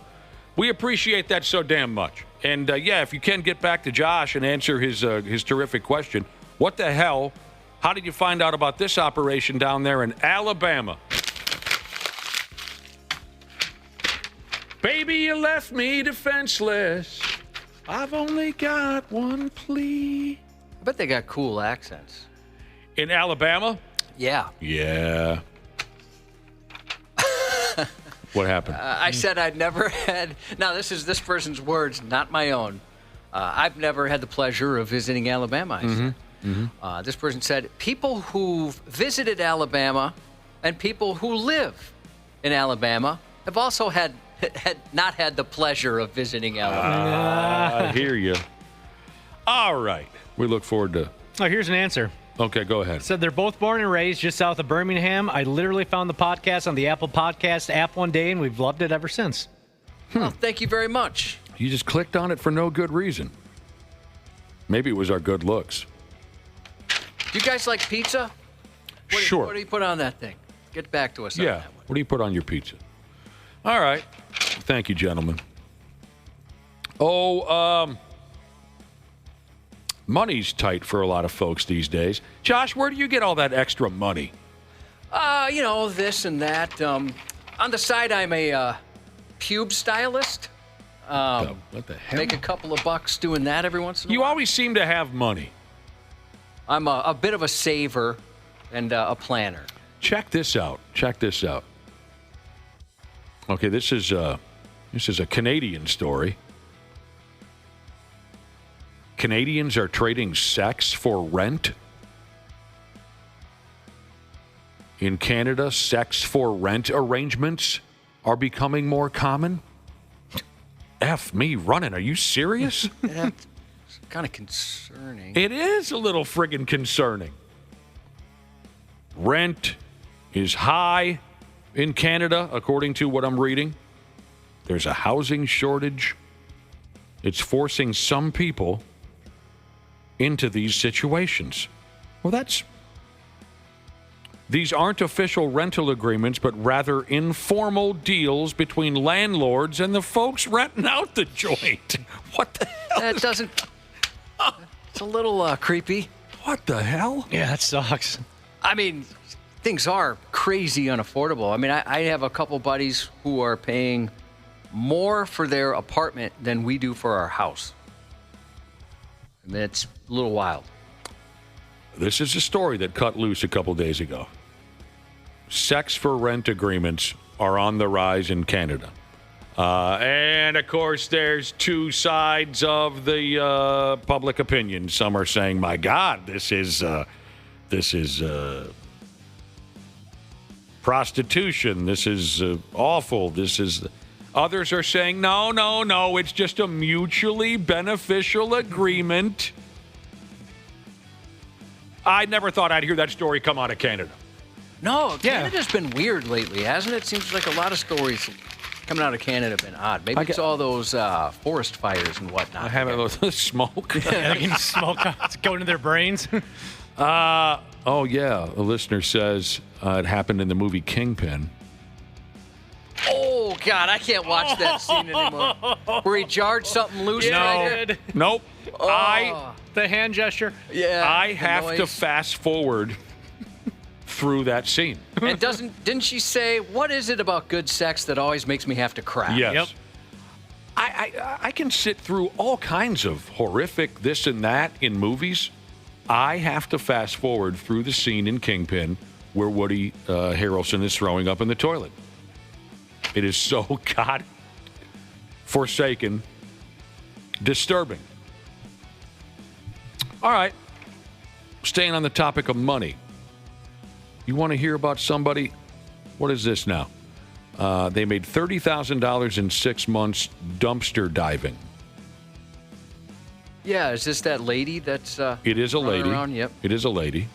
Her name is Ariana Rodriguez. She is a prolific dumpster diver. Anyone ever tried it? No. No, me neither. Kind of. And as a kid, you remember Pepsi points and Mountain Dew points? Yeah. Not really, no. There would be, like, on the back of a 24-pack would be like 6 Pepsi points, and then there's a catalog. If you get 100, you can send it in for a T-shirt, that sort of thing. A T-shirt? Kind of like Camel points. Did they have Camel points back in the Camel day? Bucks. What were they called again, Josh? Camel Bucks. Camel Bucks? Is that what it was? Camel Yeah, I know what you mean. A neighbor of mine growing up smoked a lot of cigarettes starting at a very young age. And he came from a household where they allowed him to do it. Mm-hmm. And he had, I believe it was Camel. And I think we have the right slogan, Camel Bucks. It doesn't matter. He had hats, T-shirts, wristbands, golf clubs, shorts, flip-flops. The dude had everything you could get from the Camel catalog because he would send in his receipt or whatever the hell you had to do. Mm-hmm. So you could possibly, you're saying Pepsi and Mountain Dew could possibly get you a T-shirt or a hat if you saved up your caps or whatever. Yeah, footballs, jackets, all that kind of stuff. And Camel Cash. Cash. Thank you, brother and sisterhood. But yeah, so on garbage day in the neighborhood, we'd go around and look for, empty bottles and 24-packs, and we'd grab the points. You would rummage through the trash. Mm-hmm. Did you watch the documentary on those yes. Pepsi points? No. It's called Where's My Jet? And I think it's on Netflix. Mm-hmm. In the commercial, they showed all the cool things you can get with these Pepsi points or whatever they called them. And in one of them, there was a jet. And he got enough to get the jet and said, "Where's my jet?" Right? And they're like, well, we didn't really mean that. We were being silly. They never expected anyone to commit. No, they never thought anybody would make that many. Because it was like the absurd prize, like 100 points for a T-shirt, and it was something like $15 million for the jet or something. And he like basically made it his business. He was a young guy, if I remember right, when he started it. Mm-hmm. So did he take him to court or something? Yeah, it was a whole big thing. Do you know what the results were? It was a Harrier jet. I'm trying to remember. I didn't finish it, to be honest. It was kind of boring. I didn't finish the whole thing, so I'm going to look it up here and see if... Dude, that is hilarious. He ended up getting some type of settlement, I believe. Nowhere near what the jet was worth. But you're right, Josh, though. It did get boring because it was one of those 4-part things that could have been about a 45-minute just tell the story real quick. Yeah. No kidding. F me. They never expected that when they planned that sumbitch out. People are also texting in about Marlboro Miles. Yeah. Sure, they had the same thing. I remember I wanted my parents to switch to Marlboro or Camel because I wanted those points. I thought that was so... And Joel Camel was so cool, See, I got to say... I love Joe Camel. My neighbor kid, who's a couple years older than me, the one that smoked all the cigarettes from the time he was 2 and was just covered in Camel merch. The stuff was pretty good looking. It was. The Joe Camel character was kind of a cool character to have on a hat or a T-shirt and cool looking. So, yeah, he didn't look obnoxious. He actually looked good. Yeah, I bet he wearing did. that stuff. My parents were chain smokers since they were 12 years old. But I was not allowed to have a Joe Camel T-shirt. Wouldn't let me. Isn't that something? Yeah. Didn't want you to get started, I guess. Didn't want you to have any attraction to cigarettes. So, I don't give it a shot. I guess dumpster diving. This gal is known for exactly that. At one point or another, she had a very good stretch where in 6 months she was able to collect $30,000. She'd grab anything that she thought was worth a damn and then trade it in at thrift stores and things like that. She found expensive shoes and handbags and a piano. Whoa. Who puts a piano in a damn dumpster? I guess somebody that doesn't want to sell it or move it. Somebody who was pissed off, I bet, at the time. It seems like houses usually come with them, right? After somebody gets a piano, you just decide. Or sometimes pool tables, too. I'm not going to, or hot tubs, things that seem like a pain to move. There you go. But if someone left me a piano, I think I'd try to learn how to play it. I've always wanted to learn how to play. We had one. Our house came with one when we were kids. It was like one of those, Who was the player in the family? Well, all of us took piano lessons from did? a neighbor lady. She just was a retired music teacher and loved to teach. It was a player piano? No, it was like a stand-up piano, I think it's called. So not like, a grand piano is like a big flat table. This one was, you could basically put it right against a wall. When I moved out of my last house, I left the pool table behind, and then the buyer was quite excited about it. So I'm not sure what else to tell you about this Ariana Rodriguez, the America's most prolific dumpster diver. Oh, I guess when she goes out diving, she dresses up like she's going to prom to break the mold of what a dumpster diver looks like. So she's now looking all homely. She's looking kind of classy a little bit. I guess so. Her husband likes to tag along also. Here are some other things that people have found in dumpsters. An old Pac-Man machine. Dang. And it's whoever snatched that up was able to sell it for $3,000. Yeah, you refurbished one of those original ones. They're worth good money. Yeah, I wish I was better at that kind of thing. An NFL playbook. I wonder if you could get some decent dough for that. Well, here's what it says, Cubby. Someone found an NFL player's playbook that he tossed out, found it in a dumpster. I guess I'm sorry, I don't have an answer as to what they turned that into. If they were able to make any money off of that. I mean, if it's an old playbook, maybe I don't know if it was current, old. They changed their plays so often that it'd be tough for that to, be valuable to the opposing team. What if it was like the first tush push? Yeah. Something like that. It could be something. It could be worth some cash, probably. And others find computers and tablets that are still worth quite a bit of money thrown into dumpsters. And I'm picturing temper tantrums. You know what I mean? Oh, like somebody freaks out and says, F this thing? Yeah. Even I know not to throw one of those things away. You could resell it or whatever. So I'm picturing a lot of... You could trade it in for something. Thank you to the brother and sisterhood. The word I was looking for was upright piano. Upright. That's the kind of piano we had. An upright piano. Came with the house and was left at the house when my parents moved. She's got a way about. You never got that far, Josh, where you could sing a song and play along? I could play a couple songs. I made one up for a girl named Lisa in 6th grade, and I called it Fire for Lisa. Used to play that one for her. You could play a full song on the. You've never told us. I mean, I remember. Not well. I remember you. Very simple stuff. This is not the first time I've heard of the song Fire for Lisa. Because how could you forget that title, right? Yeah, in my grade school, it was a top 10 single. You brought her into your home and played it for her? No, I played it at school, but I composed it at home, yeah. Played it at school in front of a crowd? No, in front of her and a couple of her friends that probably talked her out of dating me. Do you remember the lyrics at all?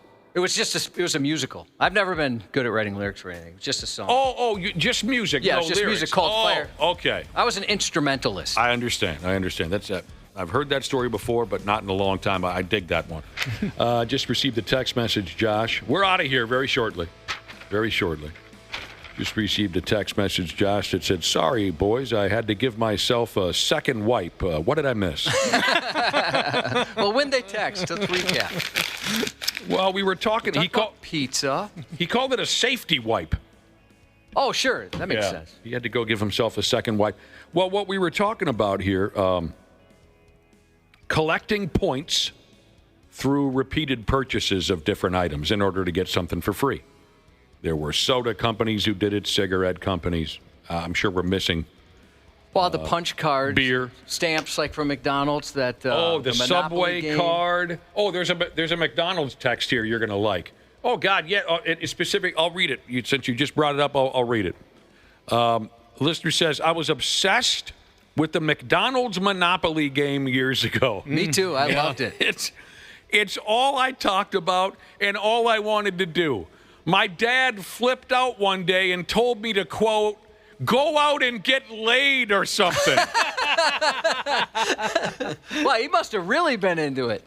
What was that again? I think I remember like that. Off of fries or a drink or a sandwich, you just pull off the little sticker and you post it on your Monopoly card. Oh. And you want to get Boardwalk and Park Place, obviously. Those are big prizes, but you get little prizes along the way. And you were dialed into that. Oh, I thought it was awesome. Yeah, I loved it. And same with those Subway not punch cards, but those stamp cards, too. Subway, I had a lot of those for a while. I remember a couple of my friends always had their Subway punch card in their wallet. By damn, they kept track of it every day. So that's what you missed while you had your second wipe. We were talking about collecting points through repeated purchases of different items. Here's a listener. I bet you this looks nice. They have a special export beer neon light in the garage from collecting special export points in the early 90s. Special X, huh? Ooh-wee. That'll put hair in your chest. I'll tell you right now, that will put hair on your nads. I'm not sure what this is, but maybe it's a misprint.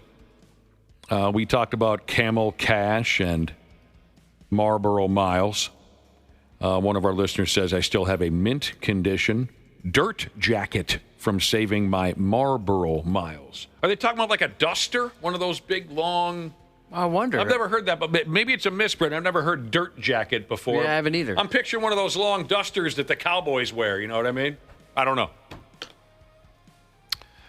Here's a listener who still has a pool cue from their Marlboro Miles. Now, that I'd like to see.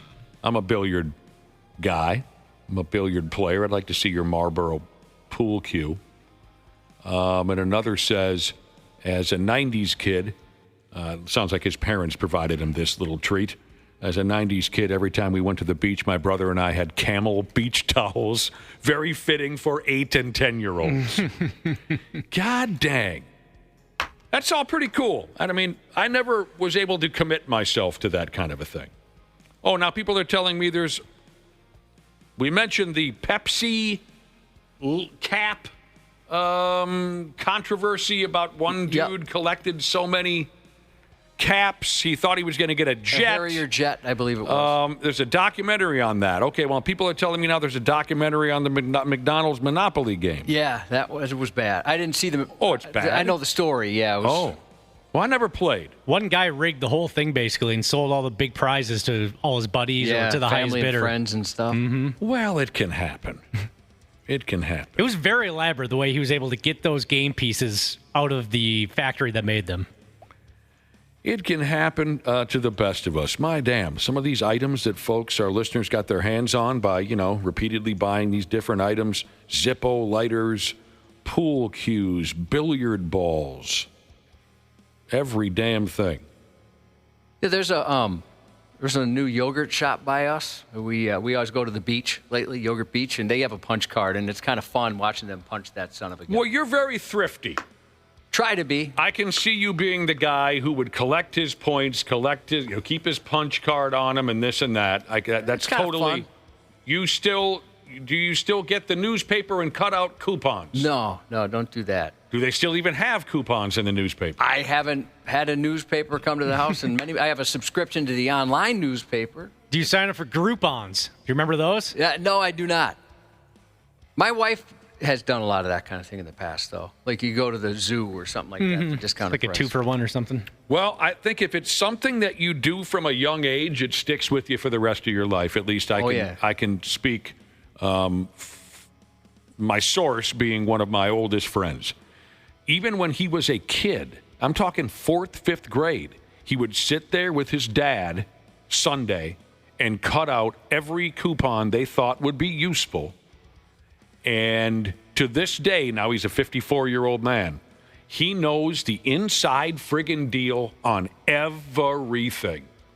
That was a family thing. Sundays, we'd get the paper, and everybody would cut coupons out. We were definitely a coupon family. So did it... To the point where sometimes it was embarrassing. We'd be there for a while. Did you ever see that? Was it called Coupon Moms? There's a whole show on people that somehow would get basically a grocery store to pay them for coming in and buying stuff. They were incredible. And there's a movie based on a true story. I think it stars Kristen Wiig, where her and some other mom in the neighborhood, they started finding out ways to get free fraudulent coupons and selling them to people. They had like airplane hangars full of like luxury cars and Lamborghinis. I actually watched that movie. Yeah, they were making so much money off this scam. It did not spread to me. It did not. I am clueless. I'm horrible with money. I know nothing about saving money. I usually just am too lazy to make the effort.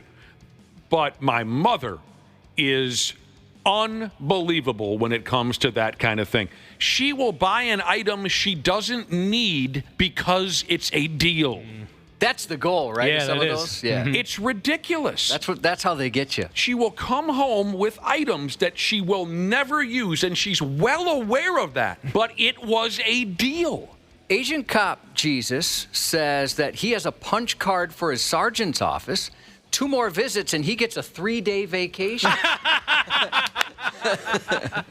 Oh, God. Hey, you know what, Josh? I know I've said this before to you, but good for you for being the kind of guy that pays attention, the kind of guy that's thrifty, the kind of guy that pays attention to deals and coupons, because obviously all that can do is benefit you. I'm just not wired for that. We want to let Caden know we're sending our best to him. We were told he just got diagnosed with leukemia, which I'm sure was tough news. So we're thinking about you, my man. Good luck to the Lake Crystal Bass Bashers High School Bass team fishing the state TOC this weekend up in Alexandria. Good luck to Joe in the Muskie tournament from Uncle Gator Jesus. Happy 18th birthday tomorrow to Ezra from Mom, airline admin Jesus. Another 18th tomorrow. Happy birthday to Danny, whose parents text in to wish you a great one. This is an interesting text from Cardboard Folding Jesus. He said his son is starting kindergarten today, and he threw a fit, and that made them miss the bus. He said they're on their way to school, listening, and Cardboard Folding Jesus would like us to call him a turd for him. You missed the bus. He wants you to know Dad thinks you're a turd. I mean, we're just getting started. What caused a meltdown on day 3 or 4 of school here? Maybe there's some good TV on. I'm not sure. And by the way, he says thank you. Shout out to Jennifer from Dishwasher Dude Jesus. And, of course, we'd like to shout out our new Alabama friends, Slick and Slim. Thank you, boys, for such a nice text message earlier. Thank you for listening, and have one sexy weekend. You're listening to the radio. The 93X Half-Assed Morning Show. Hey, podcast pals. Dana here to give you a friendly reminder that now is the best time to get your furnace tuned up before we take a shot to the face with cold Minnesota weather. My pals at Standard Heating and Air Conditioning currently have same-day and next-day openings, but they won't last long. By the time October rolls around, if your furnace craps out, you'll be freezing your private parts off while dealing with side eye from your significant other and pets for not calling sooner. So give Standard Heating and Air Conditioning a call today. Check this out. You can save up to $70 on your tune-up with Standard Heating. Visit standardheating.com. That's standardheating.com to book today.